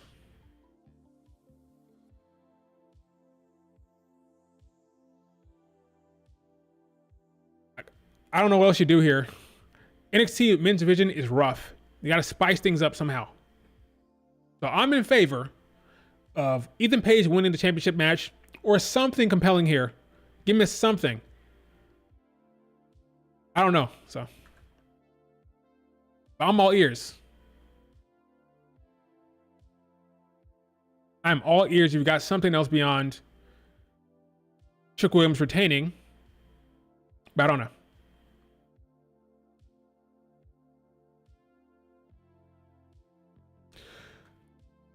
All right, folks. Beyond that, again, this is a big weekend for WWE. Big shows on the horizon. Yeah, I just can't think of anything beyond Trick Williams losing. I don't know. But again, tonight, Sami Zayn. Tomorrow, SmackDown. Saturday, Money in the Bank. Sunday, Heatwave. And then Monday night, Raw in Canada. Now I have, as I showed you before, this is what I would do if I had the keys to the castle. If I had the pin, I would have Jimmy Uso show up at Money in the Bank to confront his kin, to confront the bloodline. I'd have a video for Julia talking about the next PLE and challenging Roxanne Perez. And then I would have Rhea show up on Raw. The Raw after the PLE, which, remember, the Raw after Clash of the Castle is when the Wyatt Six arrived. The SmackDown after Clash of the Castle is when Jacob Fatu arrived. So why not have Rhea show up the Raw after the big show in Canada? Everybody goes up to Canada. Rhea goes up there. Jimmy goes up there. They all go up there. And we have a big Canadian hoo-ha.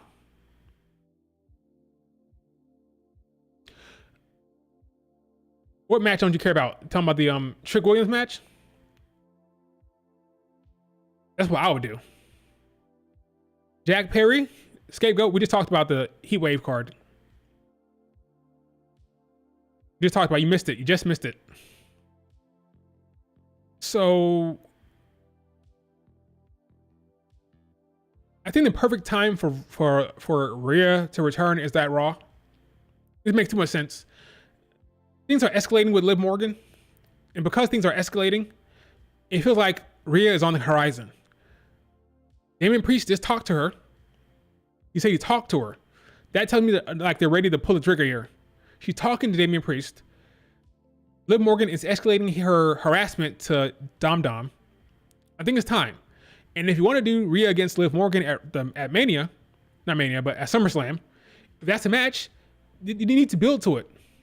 And if that's a plan, if Rhea is cleared, then you have her return on Raw and have that match be the big SummerSlam showdown, Liv against Rhea, and then you have Dom make a decision at SummerSlam. Dom has to make a decision. Do I stick with Rhea Ripley or do I decide to go with Liv Morgan? And you can tell that story and build up to SummerSlam. So I think you got 4 Raws between Money in the Bank and SummerSlam. There's enough storytelling there. So that's what I would do. Jay versus Trick. What are you talking about? Jay Uso against Trick? How does that happen? This means another Jay.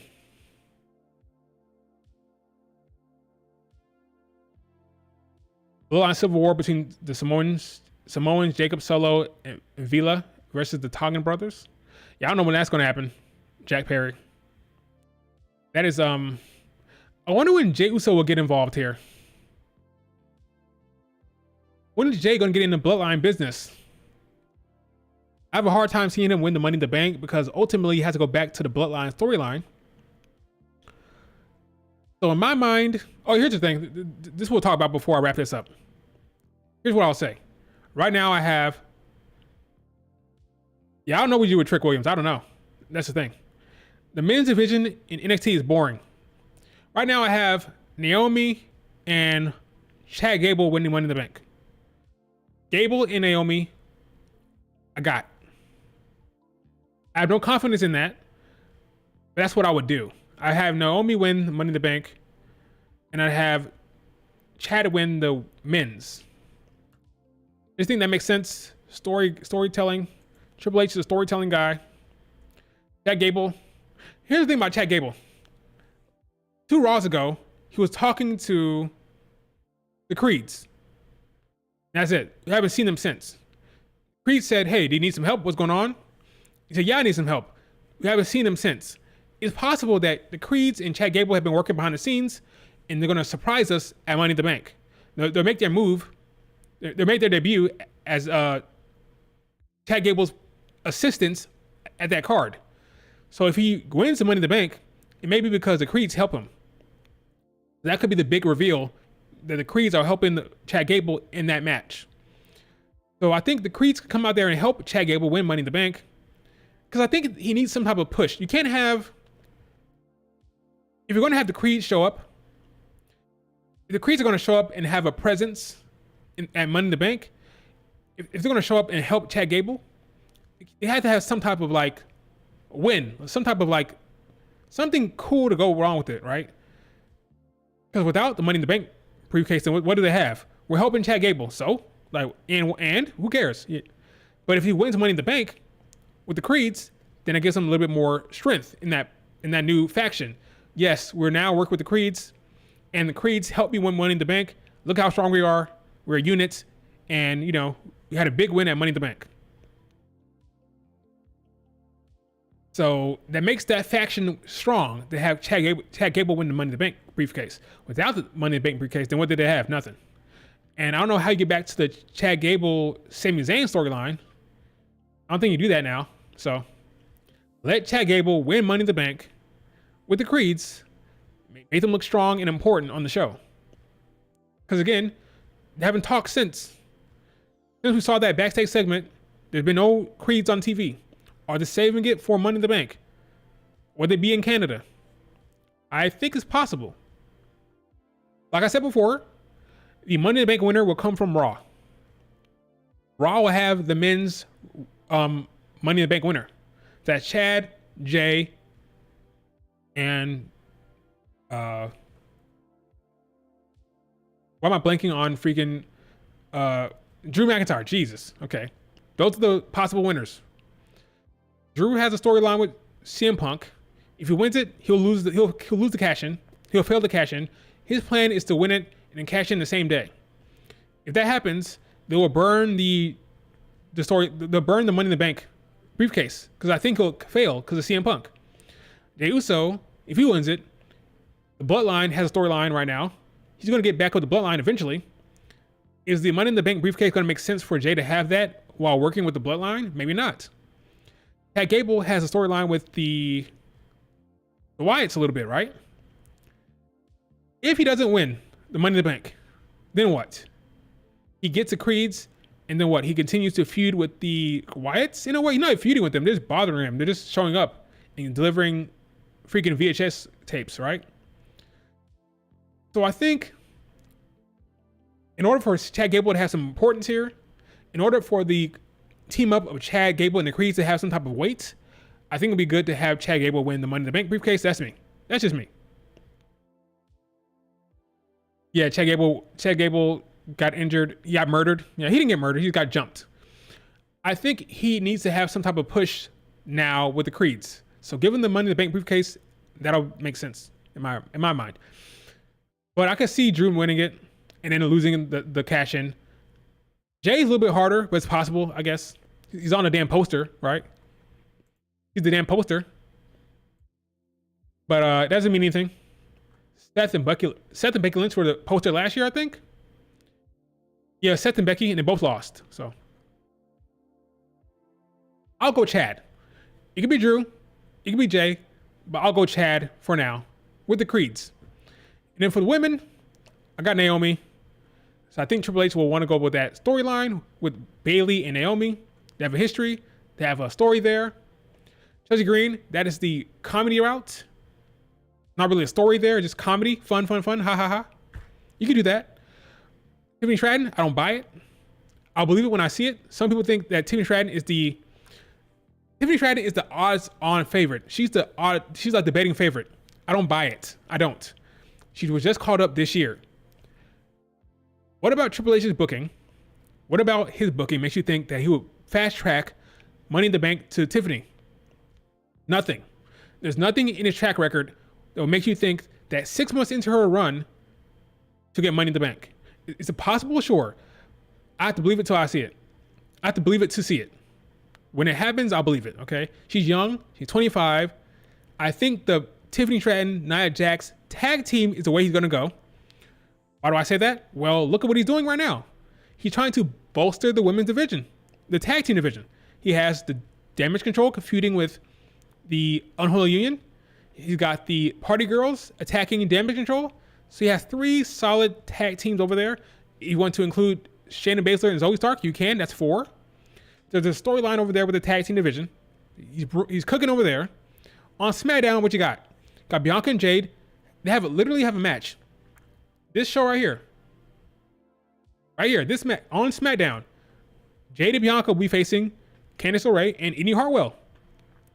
Then what? What else you got? You got Piper and Chelsea Green. But Chelsea's in a singles thing right now. She's going for that Money in the Bank briefcase. I think he's going to add another tag team to that side of things. And it's going to be Nia Jax and Tiffany Stratton. We can't bitch about the women's tag team division for all these years and then complain when he actually tries. I think Tiffany and Nia Jax will be a tag team. I think Bianca and Jade, unfortunately, I don't want to see it. I want Bianca to be singles competitor. But I believe Bianca and Jade will get those tag titles back. And then they'll be feuding with Nia Jax and Tiffany probably. That's a big money, star power match. Nia Jax, Tiffany tag team, Bianca Jade, they can feud for a little bit. That's going to happen on SmackDown, I believe. Tiffany Stratton is very much under Nia Jax. So why would you disrupt that dynamic by having Tiffany? People are booking Tiffany to cash in after the match. Like, what? I don't buy it. You have Tiffany Stratton win Money in the Bank. Nia Jax and Tiffany are together. They're units. Then Nia Jax fails to win, and Tiffany cashes in. And what, Nia Jax is happy about that? No, she's going to be upset. I don't think you're going to mess with that dynamic.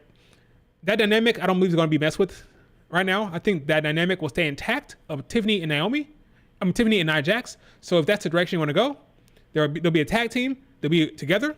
They can compete against Bianca and Jade, and that'll be that.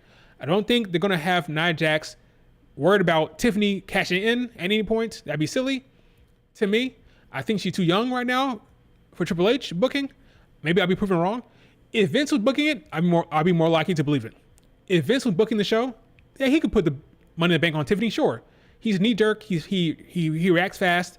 Tiffany looks great. She has a great look. Looks like a star. I would 100% believe he'd fast track Tiffany to Money in the Bank if Vince was running it. But Vince McMahon is not running it. It is being run by Triple H. I think he'll take his time with Tiffany. He'll take his time. She's 25 years old, folks. She's not 30. She's 25. There'll be a lot of Money in the Banks in her future. Why would you fast track it now? Doesn't make sense for Triple H. Vince, yes. Triple H, no.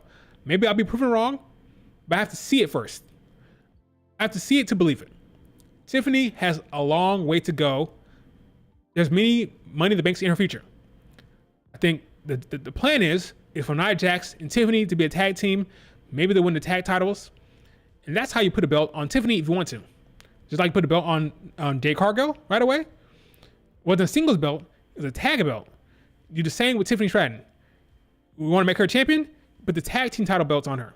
That's the formula. Look at what's his face? SmackDown tag team champions. Grayson Waller, first belt with the tag team belts. Same for Jade Cargill, the same for Tiffany Stratton, I believe. So in my mind, Nia Jax, Tiffany are a tag team going forward. So that takes her out of it. You take out Chelsea Green, unless you want to go the fun comedy route, the ha-ha route, the goofy route, then yeah, you want to be goofy, you put it on Chelsea Green. But I believe for storyline purposes, Naomi is the way they could go here. She has a storyline with Bayley already. And Bayley is already worried about Naomi a little bit there. You see this segment right here on SmackDown. This is intentional, folks. Okay, this is intentional. Naomi pulls back. She grabs the belt. See that? She grabs the belt. Look at Bayley's eyes. Look at Bayley's eyes. Boom. So I look at it. She saw what she was doing. She felt the pull on the belt. She looks at it. This is intentional. This is not an accident. This is an intentional storytelling. Now it's possible. This story can happen without Money in the Bank. It's possible. But it's very possible that he uses the Money in the Bank briefcase to tell this story. But this is not an accident. This is deliberate. This is deliberate. Her grabbing the belt, Bayley looking, is not an accident. Look at the camera movement. The camera gets in place to see this shot. This is intentional. Okay? My question is the Money in the Bank briefcase going to be a part of this? Is the briefcase going to be a part of it? I don't know. But I think it's very possible. But it's intentional, folks. Yeah. So I believe right now Naomi is the favorite, then Chelsea Green, then Tiffany. Do you think Bianca will win title in 2025? Singles title? Yes, singles title. Maybe. I think Bianca Belair and Rhea Ripley is a plan for 2026. Or SummerSlam. Is 2025 SummerSlam 2 nights? Is it 2 nights? If it's 2 nights, that might be a possibility there as well. I think Bianca Belair and Rhea Ripley are the plans after Mania 41. After Mania 41, I believe Bianca and Rhea Ripley will be drafted to the same show. Hopefully, finally. Just 2026? Yeah, 2026 is for sure 2 nights SummerSlam. I don't know about 2025 though. But ultimately, Bianca and Rhea Ripley will be drafted to the same show, I would hope, next year. And then you start telling that story. I think Bianca Belair will ultimately win the title from Rhea Ripley. But it'll be the women's world title, not this title. It'll be the other one. The one Liv Morgan is holding will be the one that Bianca wins next. Will it be 2025? Maybe. But WrestleMania 42, look out for Bianca Rhea, I think. Not 41, unfortunately. But 42, Bianca Rhea, then. We can all hope. We can all hope. But yeah, Naomi is my favorite right now. Who knows, though? Who knows? Who the hell knows? But this feud will happen. This feud right here we're looking at will happen in some respect, in some regard. We just don't know how yet. But it's going to happen.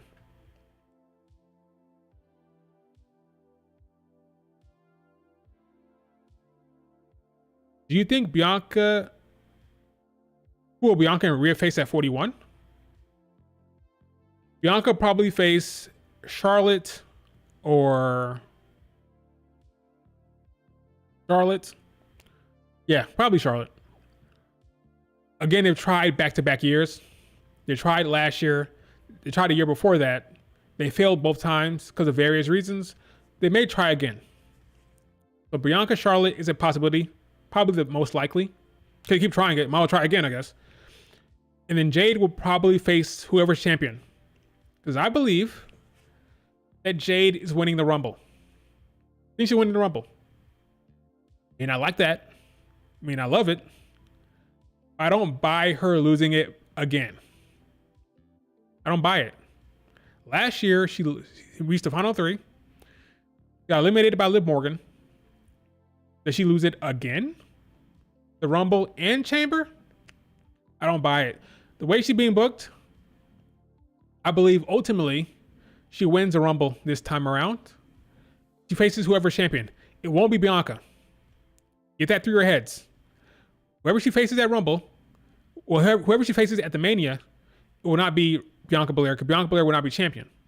It'll be Bayley or Naomi or Nia Jax or whoever. But it will not be Bianca. So she'll win that match at Mania, facing whoever. I think she's winning the Rumble. I think she's winning the Rumble, folks. Got Dakota Kai winning the Rumble. Don't bet any money on that, man. Don't bet any money on that whatsoever. Not a cent, my guy. That's not happening. That's not happening. That's not happening. That's not happening. What the hell? The WWE have filed for the trademark New Blood Rising. Why? We're getting a NXT PLE, either NXT or new PLE, New Blood Rising.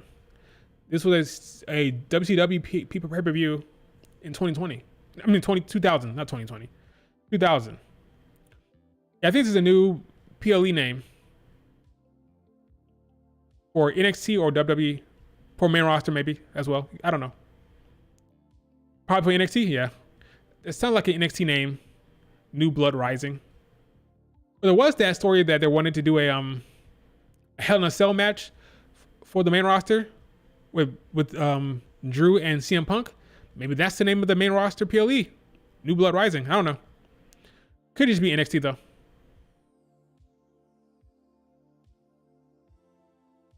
New Blood Rising. Or a TV special? Maybe, I don't know. Should be interesting. What else we got here?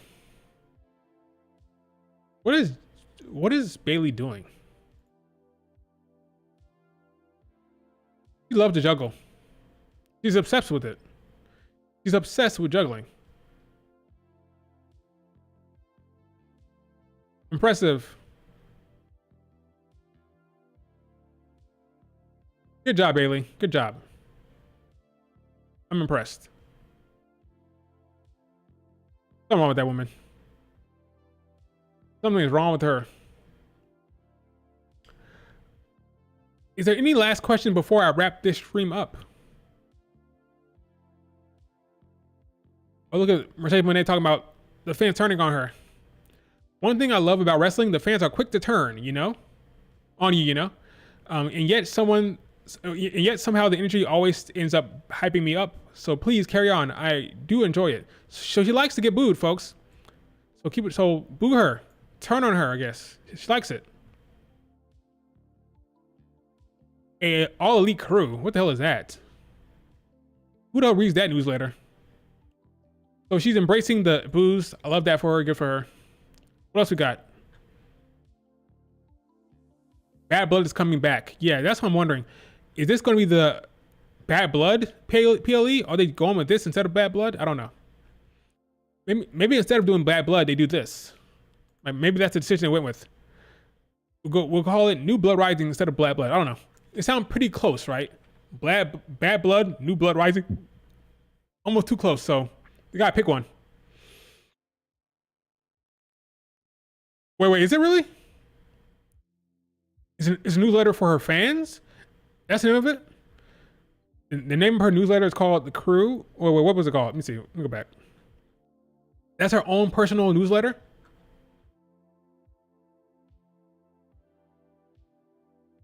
The All Elite Crew is her own personal thing? That's crazy.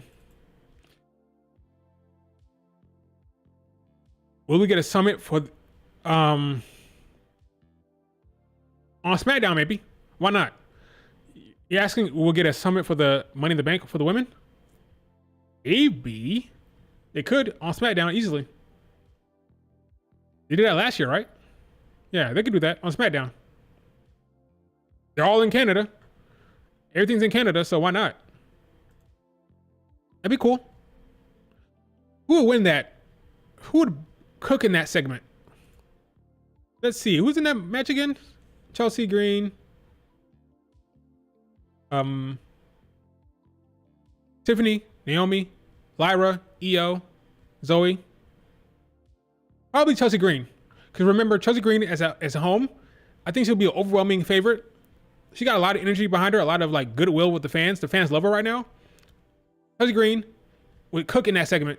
She'd be the most over woman in the summit.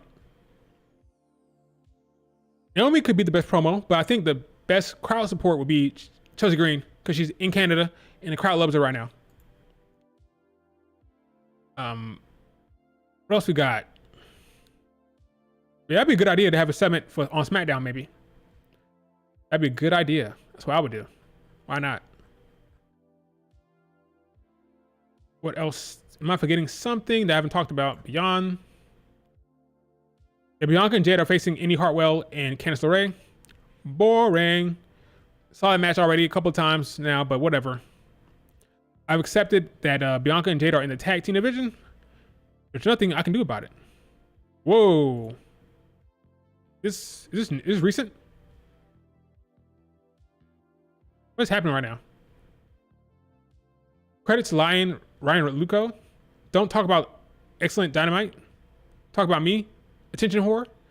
These AEW stands are so stupid. He can't talk about a picture. Why the hell you had to talk about Dynamite for? He can't post a picture now? So stupid. Shut the fuck up. I agree. Yeah, shut up.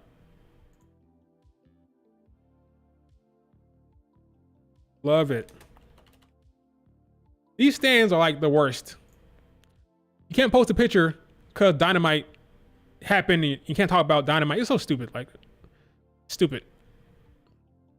The IWC is like the worst. It really is.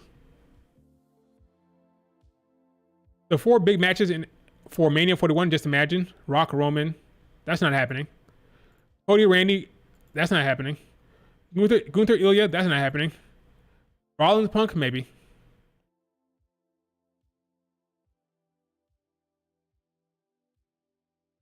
We need a Candice LeRae push ASAP.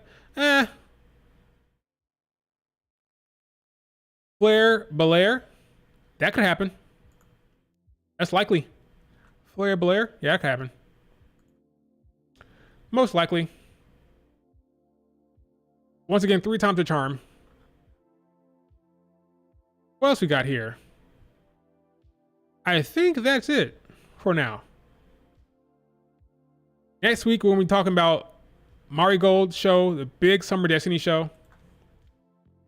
Didn't know. Marigold is next weekend. Going to be a hell of a time, folks.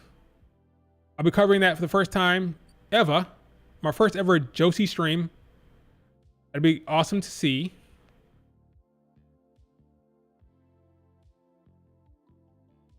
It'd be awesome to see. Yeah, I'm ready for Charlotte's return too. It'll probably be sometime in I'm gonna guess October-ish. Did you see that Triple H could have added 6 matches to the Money in the Bank card and chose not to? What do you mean? What's the 6th match? I like the 5 PLE cards. I do. I think it's well paced. I think it's well balanced that way. I have no problem with that whatsoever. Asuka's gonna be out for the entire year, I believe. Liv Morgan, Zelina Vega. I like the Liv Morgan, Zelina Vega show being. I like that match being on Raw. I like it being on Raw. Asuka's injury. Talk about that. 6 months. Yeah, folks. It's gonna be rough these days when it comes to all these injuries, but yeah, Shotzi, Raquel, Asuka, Alexa, Carmella. There's a lot of people out. Damn, Rhea, Charlotte. A lot of people are out. Wow. Oh yeah. The tag team match between DIY and A-Town Down Under. That is a SmackDown. Gotta have something, right? Yeah, you had to have some type of show on SmackDown, like a drawing for that show, right? A championship match on SmackDown works well. That's the game plan these days. Have you noticed that? I feel like the tag team match happens on the Go Home show these days. Press it on SmackDown. I think Bianca and Jade had one of those on like the SmackDown before the big show. It makes sense to have some type of match. I think it's very possible that DIY would be champions. I think they could beat Awesome Truth, but A-Town Down Under. I think they win, or at least 50-50. We may have new champions. Got new champions on Raw when Judgment Day beat Awesome Truth. I think we have new champions on SmackDown with DIY beating A-Town Down Under. I think it's gonna happen. I agree with that, Maya. The faster Charlotte returns, the faster Bianca go back to singles competitor. I agree. I think they're waiting. I think when she comes back, she can drive a wedge between Bianca and Jade. That's the story I would tell. Bianca and Charlotte get along well. They were friends before she went away, before she got injured. You tell that story that she comes back, Bianca and Charlotte hug, they get close again. Jay's like, what the hell? That's what I would do. Charlotte Flair drives a wedge between Bianca and Jade. It writes itself. It writes itself. When it comes to PLE title defenses, I think the splitting hurt the men. When tag titles were not split, it was easier to justify it being on the card. But now that it's split, it's almost easier to leave them on the TV shows, you know? Because now you have two of them. Who do you choose to be on the PLE? Do you choose the Raw champions to be on PLE? Do you choose the SmackDown champions to be on the PLE? Do you switch it up? Does it alternate? It's easier just to have them on the show. That way you don't have to make a decision on who should be elevated to PLE status, you know? Because once you do that, you almost have to put the other champions on the next show, right? You put the Awesome Truth on one PLE, you got to put 8 Time Down Under on the next one to make it fair. So it's easier just to keep them off the PLE altogether. It actually hurt the PLE status to split the tag titles for the men. What's next for Megan Bayne? Who the hell knows? Megan Bayne is wrestling at GCW. She has a long list of dates in GCW. We have no idea what's happening with her. I would love for her to go to NXT, but we don't know what's happening. She's enjoying her run. She's enjoying her shows right now for GCW. So yeah, that's all we really know. Did Camille get creative yet? We don't know. She has some graphics created for her. That's all we know. They created some graphics. I feel sorry for her, but it is what it is. I think that is it. I'm not seeing anything popping up on my feed I need to talk about here that I can see. Nothing too pressing. I'm scrolling. I'm seeing if anything is important here that I've not talked about. Let me go to Reddit real quick to check Reddit just to make sure. But I think that's it. Let's see. Sami Zayn's in Canada, of course. He has a big show tonight. A comedy show. Yeah, I'm not seeing anything, folks. Let's see. I'm gonna show you. Not seeing anything. On Reddit, we're talking about. Dijax keep talking. This is a nice little photo. Mina Shirakawa, Mercedes, Stephanie Vaquer, Zack Sabre, Daniel Garcia. That's a nice picture here. That's it. Yeah, I think that's it. That's it. Nothing to talk about. Can Liv Morgan and Rhea Ripley be a Hell in a Cell feud? Of course it can. Definitely. Dom betraying Rhea win? Dom betrays Rhea maybe at SummerSlam. Well, it depends on when she returns. Once you know when she returns, then I can decide that. But it's possible, assuming she returns at the Raw after Money in the Bank, I think he could turn on her at SummerSlam. That'd be a big moment. Was Daniel Garcia written off to you? It looked like it. Daniel Garcia is in a contract situation right now. I think they're going to retain him, but it did look like he was written off for a while. He's written off TV for at least a month, so. Bianca missing the only PLE this year. Yeah, Money in the Bank is the first one she misses, I believe. All the other PLE, she was on the pre-show or something, or like some type of presence, but now she's going to be off it. I don't think she shows up on the show, maybe. Maybe something can happen that make her show up. Some type of visual. The streak is over. Maybe they have her. Maybe they have some type of presence backstage. Maybe they have like a backstage segment with the Unholy Union in some respect. Some type of a thing. Because remember, something to keep in mind. Raw is in Canada. SmackDown is in Canada. So everybody might travel to the show and stay there for a few days. So if you travel early, you can have the Unholy Union and Bianca Belair and Jade show up on that card just for like a visual, just for a quick segment. Because everybody will be in Canada anyway.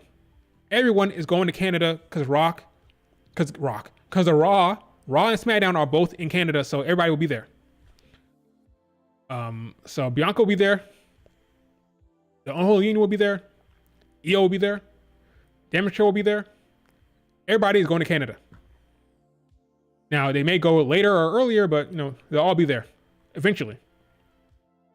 It all depends on when they want to travel back home,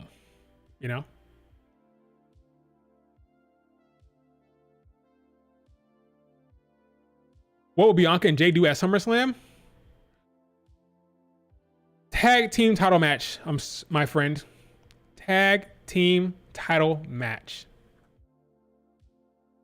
Does EO bring Utami to WWE? No. Utami Hayashishita will stay in Margo for a long time. I don't see her coming to WWE anytime soon, if at all.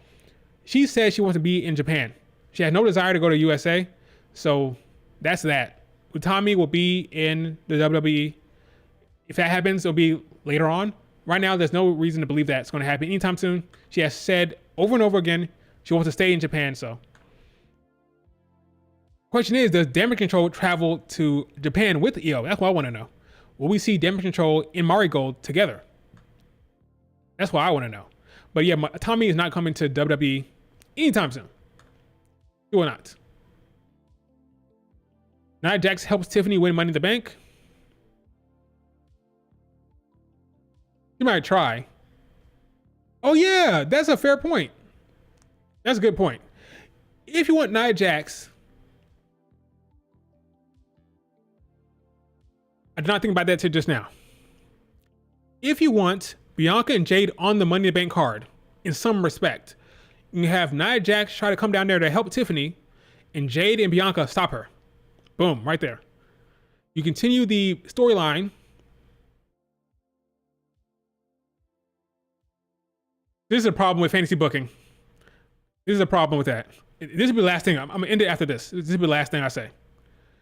If you have Bianca and Jade beat Candice LeRae and Indy Hartwell, what if Nia Jax and Tiffany attack Bianca and Jade after the match? Because right now we all know what's going to happen. We all know that Bianca and Jade will beat Indy Hartwell and Candice LeRae.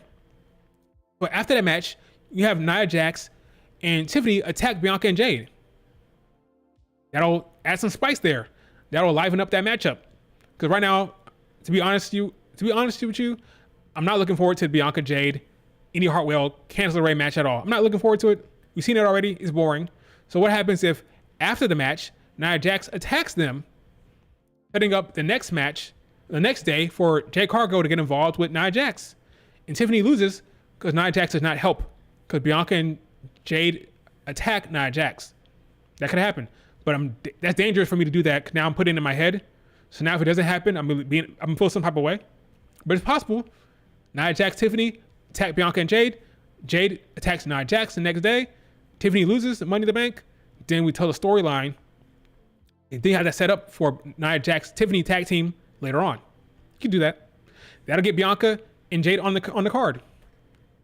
Because they're two powerhouses, two big characters. That's how you get them on the show in some capacity. Helping Nia Jax not get involved. Preventing Nia Jax from getting involved is what they do. That could work. Or, yeah, Tiffany and Nia Jax could help Candice LeRae win. Maybe Candice LeRae and Indy Hartwell win the match because of Nia Jax. That'd be another loss. Can you imagine that? Bianca and Jade have lost back-to-back matches now, right? They lost the tag titles. Well, I don't know if it's back-to-back. It may not be back-to-back. Let me see something real quick. Jade Cargill. It is back-to-back. They both lost back-to-back matches. They lost the tag titles, and they lost the qualifying matches. Bianca and Jade are losers. They keep losing.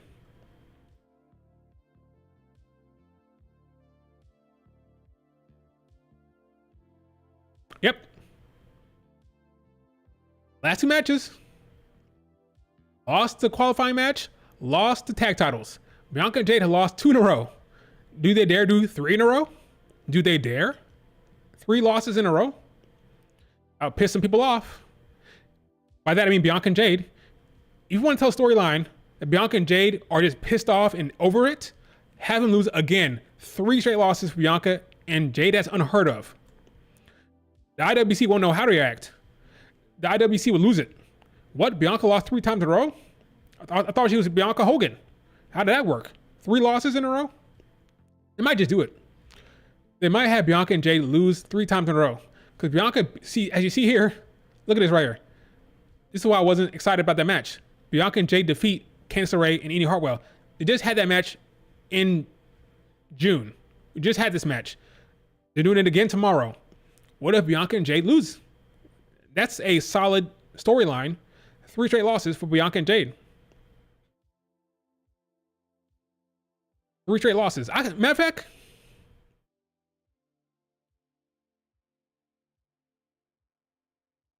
this stream is never going to end. This stream is never going to end, folks. Now that I think about it, it's probably the right way to go. Probably what they should do. Because they already beat them earlier. Like, so why do it again? You might as well have Bianca and Jade lose again. 3 straight losses. 3 straight losses for both of them. It's probably the better storyline direction. What happens to them at that point? They just lose it? I don't mean like lose it as in like full on heel move, like, but Bianca has not lost 3 in a row ever. Can you imagine? That could send them like down to like, we're just pissed off, like fuck that, you know? Doesn't mean a heel turn, but that's a strong character beat, a strong story beat for them to lose 3 straight times in a row. That's effective to me. That could work, depending on where you're going with the storyline, right? I should probably stop fantasy booking though. Yeah, it's okay for Bianca to lose the next. It's okay. Now Bianca will probably get pinned because if you notice, Jade Cargill is not getting pinned at all. Every time Jade Cargill loses, it's not a pin. Every time she loses, it's not a pin. So somebody would have to get pinned here. Unless it's a DQ finish. If Bianca and Jade lose, Bianca's getting pinned, not Jade. But I think I'll do that, folks. I think I'll have Bianca and Jade lose just to spice something up. Just do something, you know? They're just there. Bianca and Jade are just there right now. So maybe another loss would like tell a story. Like there's a story direction here. It leads to something. That's all I would do. All right, folks, I'm talking too long. Boy, okay. I'm done for now, for really. I'm really done now. Thank you guys for joining the stream. Like the video.